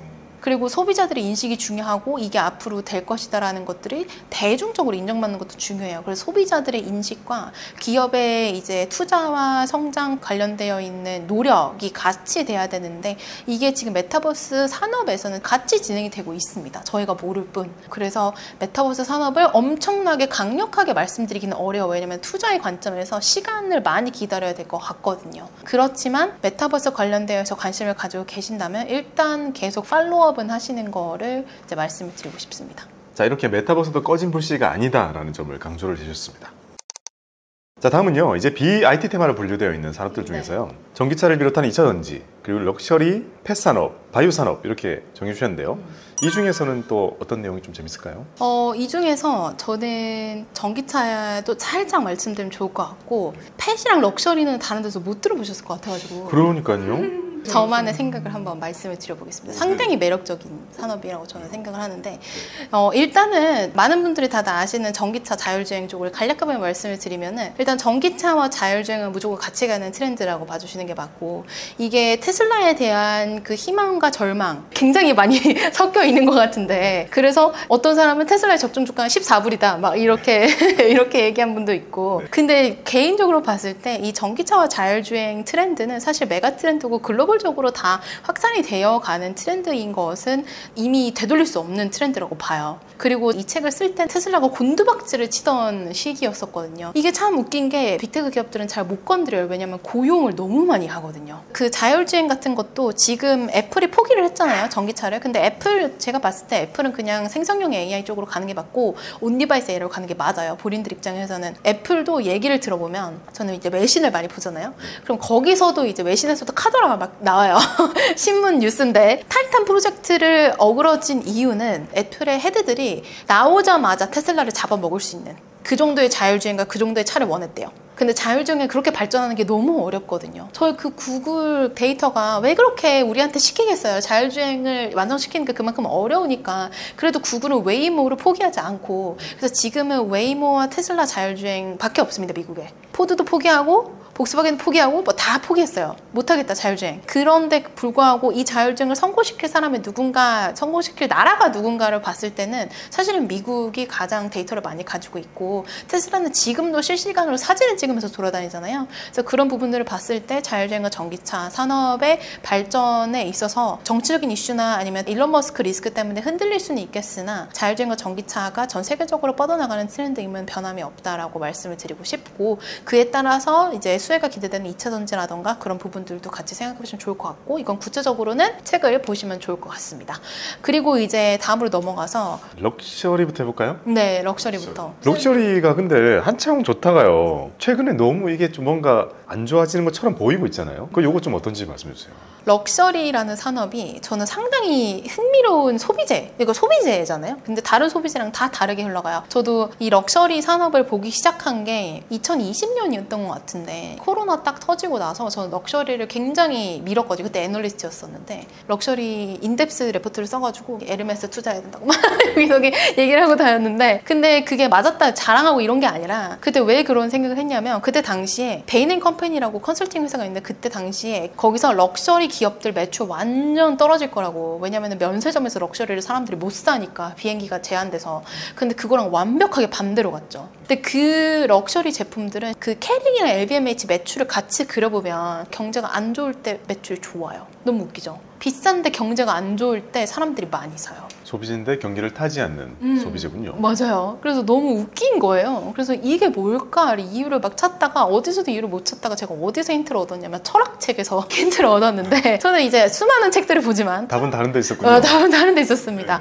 이 애니멀 스피릿이 설명이 안 되는 거예요. 경제가 안 좋으면 사람들 돈이 없어서 점점 더 벨트를 졸라매고 사람들이 소비를 줄여나가는 건 맞는데 왜 럭셔리만 사지? 물음표. 코로나 때문에 경제가 안 좋아서 그래 자산시장이 올랐다고 치자. 근데 그걸 차치하고서라도 럭셔리 앞에 왜 저렇게 줄을 서지? 물음표. 계속 비싼데? 1,000만 원에서 1,500만 원 되고 1,500만 원에서 2,000만 원이 되는데? 그래서 그거에 대한 설명을 찾다가 제가 철학책에서 찾았던 게 뭐냐면, 애니멀 스피릿이 설명하는 건데 르상티망이라는 감정이 있어요. 이게 니체가 얘기한 건데 이거를 설명드리는 건 좀 아닌 것 같고, 그냥 그런 거죠. 야, 경제가 안 좋아도 나는 너랑 달라를 보여주고 싶은 거예요. 인간의 심리가. 그래서 그거를 표출하는 게 럭셔리 제품인 거예요. 경제가 이렇게 힘든데 나는 안 힘들다. 아, 힘들수록 안 힘든 티를 내고 싶다고요? 나는 너랑 달라. 차별. 그리고 그거를 본 다른 사람은 질투. 그게 르상티망인데, 근데 그거를 저는 가속화시킨 게 인스타라고 생각해요. 그래서 럭셔리 제품들이 인스타의 이제 발전과 함께 같이 발전했다고 생각하는데, 르상티망이라는 감정이 약간 그런 거예요. 나는 괜찮다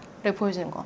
쟤도 샀는데 내가 왜 못 사지? 그러면서 그 질투심에 이제 부딪혀가지고 비슷한 거를 추구를 하는 거죠. 그래서 그거를 럭셔리 제품으로 사고 그걸 사진 찍어서 인스타에 올리는 그러한 트렌드가 좀 있었다라고 생각이 되고, 그런 트렌드가 쉽게 사라지지 않을 것이라고 생각하고, 이거는 사람의 감정이기 때문에. 그리고 럭셔리 산업들의 주가는 사실 흔들리고 이럴 수는 있지만 성장세에 대해서는 막 폭발적인 성장성은 당연히 2020년, 2021년 이길 수는 없죠. 그때 말도 안 됐었으니까. 하지만 얘네들이 가지고 있는 또 다른 힘은 뭐냐면, 사람의 감정이나 그 애니멀 스피릿이라는 경기에 타지 않는 그런 거, 소비자라는 걸 떠나서 브랜드 가치예요. 브랜드 가치. 저는 이제 탈세계화가 벌어지면 전쟁이 더 많아지고, 그 다음에 분쟁이 더 많아지고, 지정학적 리스크는 더 많아질 거라고 생각을 해요. 그럼 이제 그런 것들을 생각하게 되죠. 전쟁과 상관이 없고 정치적으로 이제 영향을 덜 받으며, 그런 조건들을 이제 따져봤을 때 어느 산업이 있을까를 생각했을 때 럭셔리가 딱 눈에 띄어요. 띄었었어요. 왜냐하면 디올과 샤넬과 에르메스가 가지고 있는 브랜드 가치는 전쟁이 일어나도 바뀌지 않고, 그 다음에 세월이 아무리 많이 흘러도 없어지지 않고, 그런 무형자산의 가치가 있다라고 생각을 해서 그런 거 책에 좀 담아봤습니다. 다른 데서 얘기를 하진 않는데 상당히 매력적인 소비 패턴과 그 브랜드들이 가지고 있는 가치가 볼만하다라고 생각을 했었고, 제가 MC를 보고 있는 프로가 하나 있는데요. 네. 거기서 패션을 주제로 한번 다뤘었어요. 네. 그래서 오랜만에 패션 기업들, 럭셔리 기업들이라고 불리는 명품 기업들 주가를 한번 쭉 봤거든요. 에르메스는 우리나라 돈으로 환산했을 때 제 기억에는 200만 원이었거든요. 그 300만 원까지 그만큼 올랐더라고요. 그만큼 오르고 캐링 쪽 많이 빠졌고. 캐링은 약간 좀 브랜드 가치에 있어가지고 많이 지키지 못했고, 구찌가 추구하는 가치, 이게 브랜드로 들어가면은 투자랑 상관이 없어지는데 좀 그걸 잘 지키지 못했고, 버버리도 약간 지키지 못했고, 그런 부분들이 다 주가에 나타나죠. 그걸 지킨 자와 지키지 못한 자. 근데 딱 느낌으로 그런 것 같아요. 일단 보면 에르메스는 여전히 살아있고, 구찌 쪽 약간 약하고, 밑에 이제 뭐 보테가 요새 좀 약하잖아요. 네. 또 뭐 생로랑인가 거기가요? 그쪽도 요즘 좀 약하고. 그래서 브랜드들도 비싸면 비쌀수록 사람들이 너무 좋아해요. 럭셔리는 진짜 웃겨요. 그래서 비싼 그 중에서도 제가 말씀을 드렸던 게, 그 중에서도 골라야 된다면 최강을 골라야 된다. 에르메스, LVMH 그렇게 말씀을 드렸었고, 왜냐면은 그것만 사람들이 점점 더 추구를 하거든요. 이 기업들은 사실 공장이 대단한 게 없어요. 기술력도 없어요. 그냥 무조건 장인으로 가는 건데, 그럼 얘네들은 어디에 돈을 쓸까? 그 많은 돈을 벌어서 어디에 돈을 쓰냐면 마케팅과 디자이너한테 돈을 그렇게 많이 씁니다. 그래서 칼 라갈펠트가 샤넬에 있다가 다른 데를 갔다가 샤넬이 다시 데려올 때 그때 돈으로 말도 안 되는 돈을 썼었어요. 브랜드 가치 훼손시키지 않기 위해서 그렇게 최선의 노력을 다하고 있는 브랜드라고 보면 되고, 제가 봤을 때 이 브랜드들의 파워는 길 가면은 샤넬 로고는 전 세계적으로 여자들이 알 것 같은 거예요.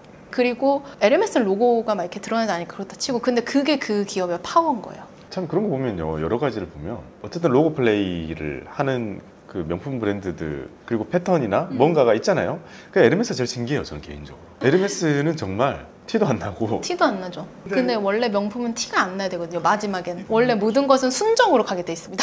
마지막은 순정으로 갑니다. 한때 브랜드를 이런 거 잘 모를 때는요, 이게 뭐 샤넬이 비싼 건지 뭐 에르메스 더 비싼데, 딱 보면 샤넬도 너무 비싸니까 적당히 우리가 볼 수 있는 것들끼리 비교하면 다 비슷비슷한데, 초고가 라인이 있는 것과 또 없는 브랜드가 나뉜다면서요. 맞아요. 그런 것도 신기하더라고요. 참 독특한 산업이고 ETF로 투자하실 수 있습니다. 럭셔리 ETF가 그렇게 많지는 않던데요. 없어요. 한두 개죠. 한두 개예요. 전 세계적으로 한두 개예요. 전 세계적으로 한두 개인데, 제가 여기에 담아놓은 이유는 이걸 투자하셔라라기보다는 너무 IT 쪽으로 이제 많이 몰려 있다 보니까 이런 아이디어도 있다, 좀 한번 보시라. 되게 이렇게. 독창성을 가지고 있는 섹터. 네, 독창성을 가지고 있고, 이거는 전쟁이 일어나든 뭐가 일어나든 그렇게까지 흔들리지 않는 그런 산업이다라고 말씀드리고 싶었고, 그거의 또 다른 일환으로 펫 산업을 제가 했었는데, 펫 ETF가 미국에 상장되어 있는 티커가 발바닥이에요. 퍼즈거든요. 퍼즈 발바닥. 아 진짜요? 네, 티커가 PAWZ인데 네. 굉장히 귀엽죠. 그래서 그 상품이 처음 나왔을 때 제가 애널리스트를 하고 있었기 때문에 뭐야 너무 귀엽다 이러면서 이제 공부를 했었는데, 저도 공부를 하면서 놀랐던 건 이 펫의 인식 변화. 근데 저희 오빠가 수의사거든요. 진짜요? 저도 고양이를 2마리 키우는 집사로서.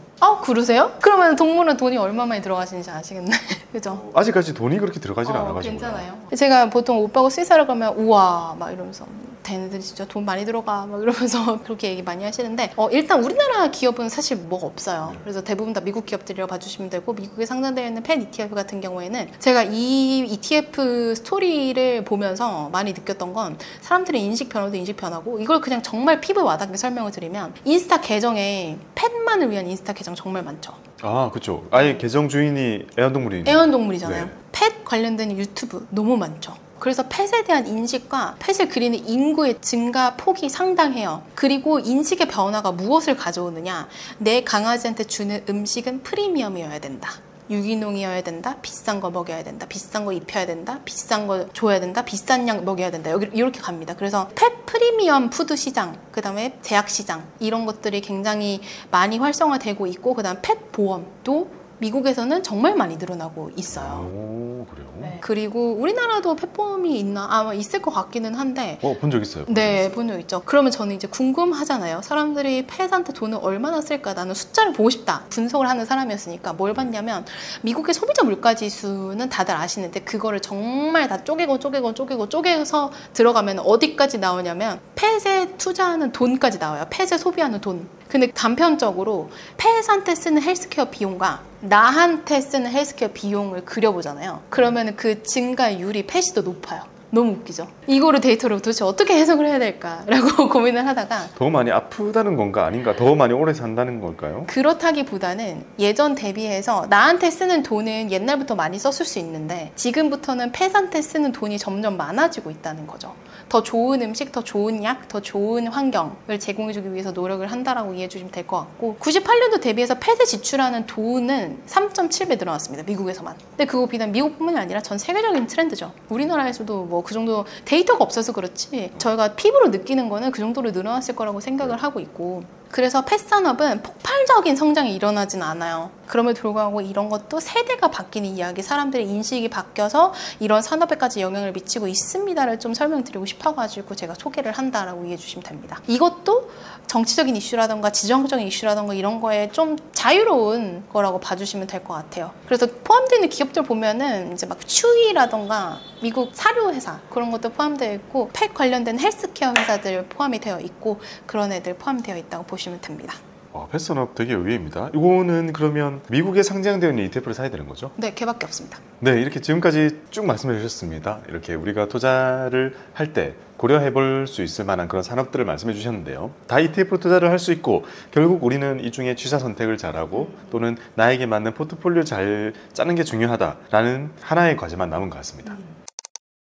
그러면 포트를 짜기 위해서요. 저 이 말이 되게 인상 깊었는데요. 투자는 타이밍이 아닌 다입니다. 혹시 이거 어떤 의미일까요? 이거 인용하신 거예요? 아니면 직접 하셨어요? 인용한 거죠. 제가 이렇게 멋진 말은 못합니다. 네. 이게 무슨 이야기냐면 제 이제 책의 챕터의 제목인데 많은 분들이 고민을 엄청나게 많이 하세요. 지금 들어가야 되나? 지금 빠져야 되나? 지금 사야 되나? 지금 빼야 되나? 지금 팔아야 되나? 이걸 정말 고민을 많이 하시는데 이거에 대한 고민에 대한 스트레스가 너무 많잖아요. 근데 이제 ETF를 투자하실 때까지 이렇게까지 고민을 하셔야 되나? 특히나 내가 S&P 500 같은 상품에 투자를 하신다면 조금 더 마음을 편안하게 가져가도 되지 않을까라고 생각을 하고 있었는데 투자는 타이밍이 아닌 타임이다라고 말씀을 드리는 거는 ETF 한정이고 그 중에서도 대표지수 특히나 미국 대표지수를 좀 이제 예시로 들어드린다면은 가정을 해본 거죠. 예를 들어서 A, B, C라는 투자자가 있어요. 근데 A라는 투자자는 1980년도부터 S&P 500에 투자를 하는데 가장 안 좋은 타이밍 있죠. 제일 주가가 높았을 때, 고점이었을 때만 산 거예요. 그렇게 가정을 한번 해볼게요. 본인의 월급을 가지고 그렇게 샀고 B라는 사람은 가장 좋았던 시점. 그러니까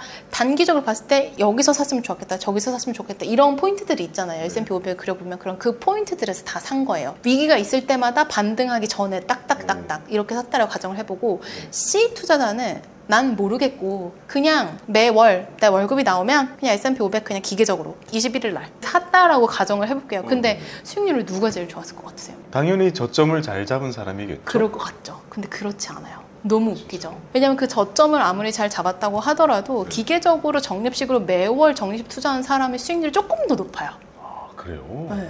아무리 100% 포인트를 맞췄다고 하는데 그 가정조차 말이 안 되는 가정이잖아요. 아, 그렇죠, 그렇죠. 그렇죠. 근데 그렇다고 하더라도 내가 그냥 S&P 500을 아무 생각 없이 기계적으로 매월 25일마다 샀다라는 가정을 해보면 그게 수익률이 조금 더 좋아요. 근데 내 마음은 너무 편하잖아요. 네.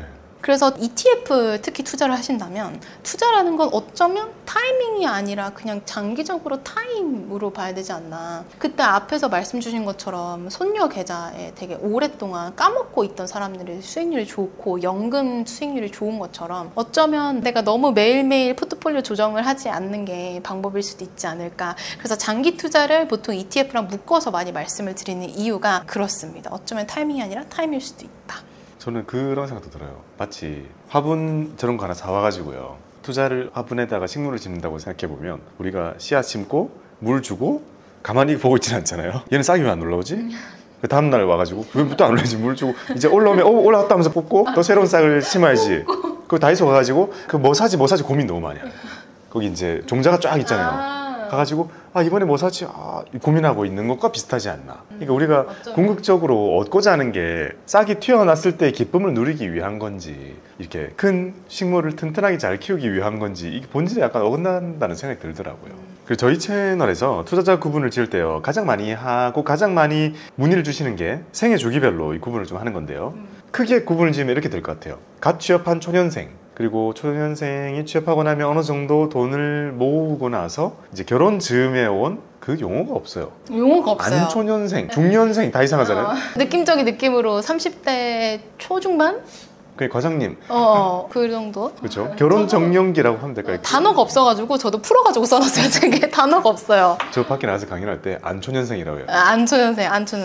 그래서 이제 결혼 정년기에 있는 때, 그 다음에 이제 결혼을 하고 나서는 자녀 양육하면서 어찌 보면 가장 안정적인 변화 없이 그렇게 가족이 쭉 이어지는 그런 단계가 있을 거고요. 마지막으로는 이제 은퇴를 앞둔 은퇴 예정자 정도가 될 것 같은데요. 어떻게 포트를 짜는 게 좋을까요? 일단은 사회초년생부터 시작을 해볼게요. 전에 대학생 때부터 좀 투자를 했으면 좋겠다고 해가지고 거기서 다뤄놨는데, 일단 사회초년생 같은 경우에는 내가 딱 회사를 들어가면 퇴직연금이 딱 생깁니다. 그러면은 이제 퇴직연금 계좌에서 가만히 냅두지 마시고 ETF 투자하세요. 그냥 퇴직연금 계좌 그냥 그대로 현금 그대로 놔두면은 인플레이션이 무조건 있기 때문에 현금의 가치는 떨어지는데 그거를 이길 정도의 수익률을 놔야 된다고 저는 생각을 하거든요. 그래서 이제 퇴직연금 계좌에서 ETF 투자를 해라라고 제 친구들한테도 얘기를 많이 합니다. 사회초년생인 친구들한테도 많이 얘기를 하고, 그래서 저희 회사에 있는 사회초년생 분들은 오자마자 퇴직연금 계좌에서 ETF 투자하세요. 진짜 딱 처음 들어오면은 거기서 이제 S&P 500을 사거나 나스닥 100을 사거나, 그래서 어떤 걸 담아야 되는지도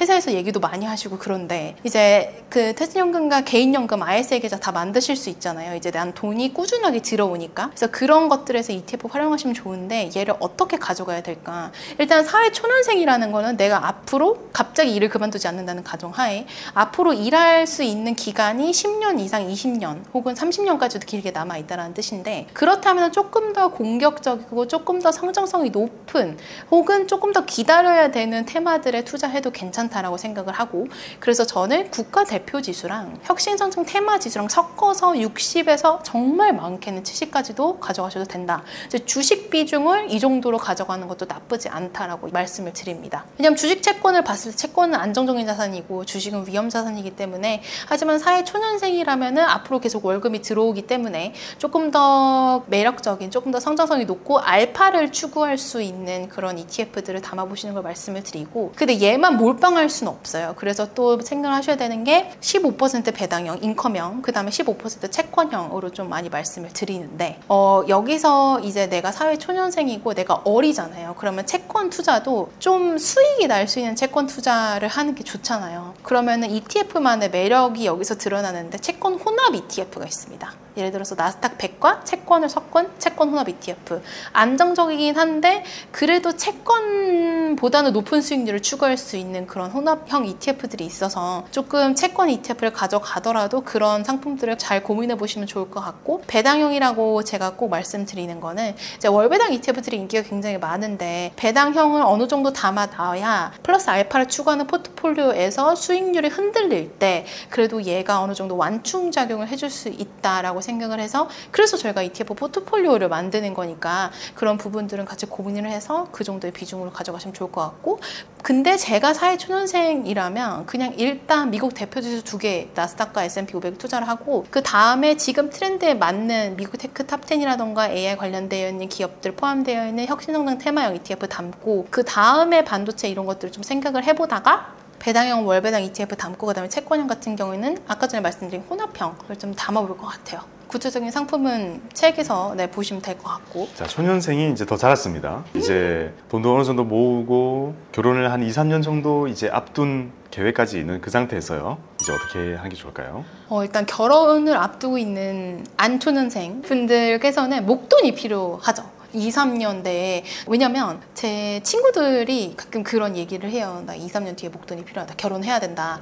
그리고 실질적으로 제가 뭘 들었냐면, 이제 제가 옛날에 애널리스트 할 때도 ETF를 했었으니까 제가 제 친구한테 그냥 밥 먹다가 야, 너 퇴직연금 계좌에 돈 들어올 때마다 미국 테크 탑10 ETF 사나? 이렇게 그냥 아무 생각 없이 그냥 얘기한 거예요. 저는 그때도 테크 탑10 기업들에 대한 생각이 되게 긍정적으로 있었거든요. 그게 20년? 뭐 그랬던 것 같아요. 19년인가? 그 예전일 수도 있을 것 같아요. 근데 그 친구가 저한테 얼마 전에 연락이 왔어요. 책 낸 거 축하한다 이러면서 연락이 왔는데 저한테 뭐라 그랬냐면 저한테 고맙다는 거예요. 자기 결혼 자금을 모았다고. 그래서 그때 당시는 당연히 결혼 생각이 없었을 것 같고, 근데 그 친구가 초년생이었었기 때문에 그래서 그때부터 계속 모았대요. 나는 잘 모르겠으니까 일단 이거부터 모아가자. 그래서 계속 퇴직금에서도 모으고 막 IS 계좌에서도 모으고 자기 일반 계좌도 모으고 이래가지고 그랬는데 나중에 보니까 이게 딱 목돈이 되어 있는 엄청 큰 거예요. 돈이 돼 있겠다. 엄청 큰 돈이 돼 있는 거예요. 그래서 저한테 고맙다고. 그래서 축의금 안 내도 되냐고 제가 물어봤는데 그건 안 된다고.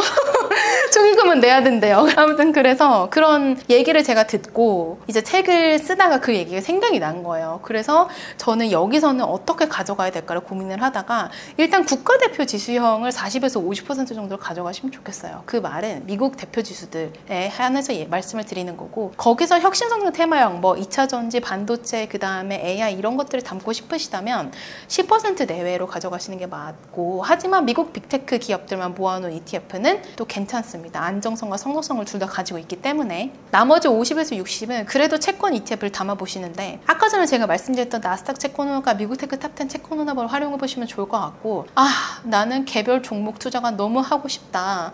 근데 결혼을 2, 3년 뒤에 해서 목돈이 필요하신 분들이라면 개별 종목에 그렇게 막 많이 투자하는 게 부담스러우실 수가 있어요. 근데 ETF는 개별 종목 30에 채권 70 이렇게 담고 있는 ETF들이 있어요. 애플 채권호납, 엔비디아 채권호납, 테슬라 채권호납 찾아보시면 다 나옵니다. 그래서 그런 것들로 내가 개별 종목을 투자하고 싶은 마음을 조금 해소시킬 수 있는 것들로 같이 생각해 보시면 좋을 것 같고 현금 비중은 그래도 놔두셔야 됩니다. 제 친구 얘기를 말씀을 드렸지만 저는 미국 빅테크 탑10 기업들에 대해서는 앞으로도 긍정적이고 이제 이견은 없지만 오케이 그럼 100% 몰빵 이렇게 하시는 거는 그 친구도 그렇게 하지는 않았을 거예요. 근데 그 비중을 많이 가져갔을 뿐이고 저한테 그렇게 얘기를 했던 거니까 이걸 잘 고민을 하셔가지고 포트폴리오를 만드시면 좋겠습니다. 너무 위험하게 해버리면 목돈이 필요한 순간에 팔지 못할 수가 있어요. 그런 불상사를 막기 위해서 포트폴리오를 짜시는 거를 말씀드립니다. 결혼 직전에 물려있게 되면 어쩔 수 없이 팔거나 결혼을 미룰 수 없으니까요. 어쩔 수 없이 눈물을 머금고 손절을 해야 되는 일들이 생길 수 있기 때문에 조금 더 지키는 포트를 이렇게 말씀을 해주셨습니다. 그 다음에는 이제 결혼을 하고 좀 시간이 지나 아기를 낳게 될 텐데요. 아기를 낳게 되면 모으던 투자는 좀 예상을 할 수 있겠는데요. 아기에게 해줄 수 있는 ETF 포트를 이용한 증여 이런 것도 있을까요? 일단 이것도 제가 이 이야기를 담았을 때 출판사에서 이런 것도 해야 되나요?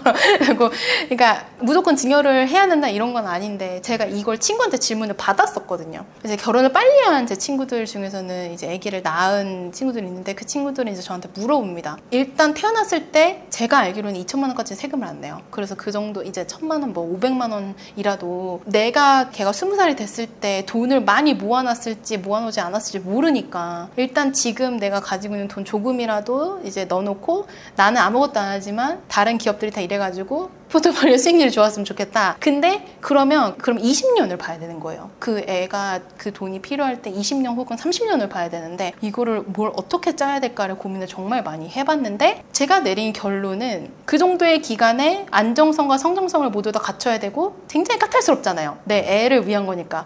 그리고 이 모든 까탈스러운 조건을 합치하는 거는 그냥 S&P 500과 그 다음에 나스닥 100 ETF겠다. 그래서 제가 20년 동안에 리스크와 변동성과 성장성 국가별로 쫙 그려봤어요. 근데 거기서 변동성은 적은데 성장성이 높은 나라는 미국밖에 없어요. 그래서 책에 보시면 그래프도 나오고 왜 그렇게 생각했는지 더 구체적으로 담아놨지만 일단은 그 정도 선에서 마무리 지어야 되지 않을까라고 제가 제 친구한테 실질적으로 얘기를 했던 내용이기 때문에 솔직하게 책에도 담았습니다. 어찌 보면 제일 무난하고 제일 또 듬직하고 제일 믿을만하고 모든 요건들을 다 충족시키는 게 항상 하나의 결론만 좀 나오게 되죠. 이렇게 시간을 길게 뽑았을 때는 항상 끝에는 미국이라는 답이 있는 것 같습니다. 미국이라는 답이 있다는 것도 다행인 것 같아요. 예를 들면 애기가 태어났는데 이 코스피를 사진이 잠깐만 20년 뒤에 뭐 생각할 게 많을 수 있잖아요. 근데 어쨌든 과거의 데이터가 미래를 얼만큼 나타내 줄지는 모르겠으나 우리가 데이터를 믿고 과거를 보고 투자를 할 수밖에 없다면 미국이라는 선택지가 가장 좋다는 결론이 나오는군요. 네. 자, 그러면 애가 태어나서 이제 애한테는 S&P 500 또는 나스닥 100 ETF를 쭉 사주고 있고요. 이렇게 쭉 모으다 보니까 애가 어느새 커가지고 이 돈으로 이제 스타트업을 차리러 나가고 나는 이제 쟤를 보냈구나, 은퇴를 준비하겠구나라고 이제 돌이켜 보니 이제 그동안 모았던 퇴직연금과 그리고 저희 채널을 보고 만들었던 연금저축과 IRP 이런 것들이 이제 어느 정도 있을 텐데요. 이런 거를 잘 운용하기 위한 포트는 어떻게 구성하는 게 좋을까요? 일단 내가 은퇴를 앞두고 있는 상황이라면 국가대표랑 혁신성장 태명 비중을 소폭 줄이시는 거를 제가 말씀을 드려요. 30에서 40% 정도를 가져가시는 걸 말씀을 드리고, 그 중에서도 인도의 비중은 사회 초년생일 때는 많이 가져가도 돼요. 근데 이제 은퇴를 앞두신 분들이라면 인도보다는 미국의 비중을 많이 가져가시는 게 맞고, 그 다음에 월배당 ETF가 가장 유용하게 등장하는 게 이제 은퇴를 앞두신 분들의 포트폴리오를 짤 때입니다. 왜냐면 내가 월급이 꼬박꼬박 들어올 기간이 얼마 남지 않았으면은 월급을 대체할 수 있는 어떤 수단을 찾아야겠다는 생각이 많이 드시잖아요. 근데 이제 월배당 ETF 같은 경우에는 월 배당금으로 내 월급을 대체할 정도의 수준까지는 아니겠지만 조금 더 용돈을 활용할 수 있는 그 정도의 금액을 기대해 볼 수 있고 매월 지급이 된다라는 포인트도 있고, 그래서 제가 말씀을 드리는 건 은퇴를 앞두고 있으시다는 거는 아직 은퇴를 안 하셨다라는 가정하에 퇴직연금 계좌라던가 연금 계좌에서 월배당 ETF 투자를 하시면은 배당 소득세가 원천 징수되지 않아요. 그래서 연금을 수령하실 때의 세금만 이제 부과가 돼서 오히려 되게 세금을 아낄 수 있는 그런 방법이거든요. 그래서 제가 말씀을 드리는 건 일단은 연금 투자 계좌에서 월배당 ETF를 계속 그냥 재투자를 하세요. 왜냐면은 월배당 ETF에서 나오는 금액으로 딱히 가져다 쓰실 필요가 없으시잖아요. 월급이 나오니까. 그래서 이걸 재투자를 하다가 내가 딱 월급이 안 나오게 되면은 이 월배당 ETF에 계속 재투자를 했으니까 제가 투자한 금액은 점점 늘어나면은 제가 받을 수 있는 분배금도 약간 늘어나잖아요. 주가랑 제가 투자한 금액에 비례를 하니까. 그러면은 그때 가서는 월배당금을 나온 돈을 공과금이라던가 아니라면 뭐 다른 용돈의 재원으로 사용을 하신다던가 그렇게 하시면 좋지 않을까라고 생각을 하고 있습니다. 그리고 이와 더불어서 채권 비중은 금리형 ETF를 담아도 좋고 미국 금리 인하에 베팅해도 괜찮은데 이거에 대한 비중은 20에서 30% 정도를 좀 말씀드리고 싶습니다. 네, 이렇게 아주 실전적인 얘기들부터 정말 다양한 말씀들 많이 해주셨습니다.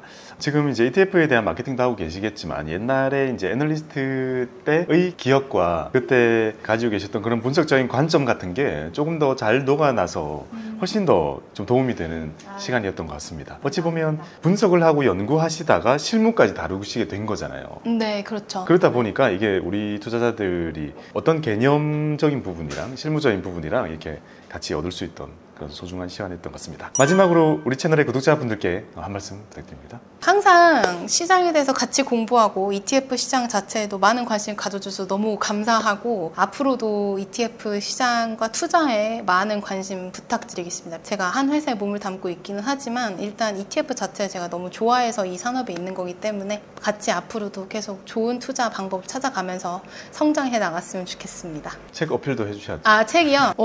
제가 정말 열심히 썼어요. 제가 프롤로그에 무슨 연애 편지 쓰는 것 마냥 한자 한자 정말 곱씹으면서 썼거든요. 그래서 이 책 같은 경우에는 ETF 투자에 관심이 있다 혹은 ETF 투자를 하고 있다, 연금계좌에서 ETF 활용 방법을 찾고 싶다 이렇게 생각을 하신다면은 한 번 정도는 읽어보시고 나의 투자 포트폴리오를 만들어 보시는 거를 이제 추천을 드리고 싶고요. 제가 프롤로그에 그렇게 써놨어요. 물음표 살인마가 된 투자자를 위해서 이 책을 쓰고, 두 번째로는 미래를 고민하고 있는 투자자를 위해서 이 책을 쓰고, 세 번째로는 돈을 조금 쉽게 벌고 싶은 투자자한테 이 책을 바친다라고 썼는데, 그런 부분들에 있어서 공감을 하신다면은 한 번 정도는 읽어보시면, 제가 정말 글 열심히 썼습니다.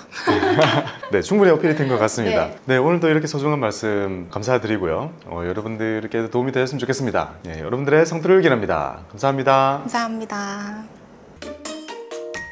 박보미 TV. 박보미 TV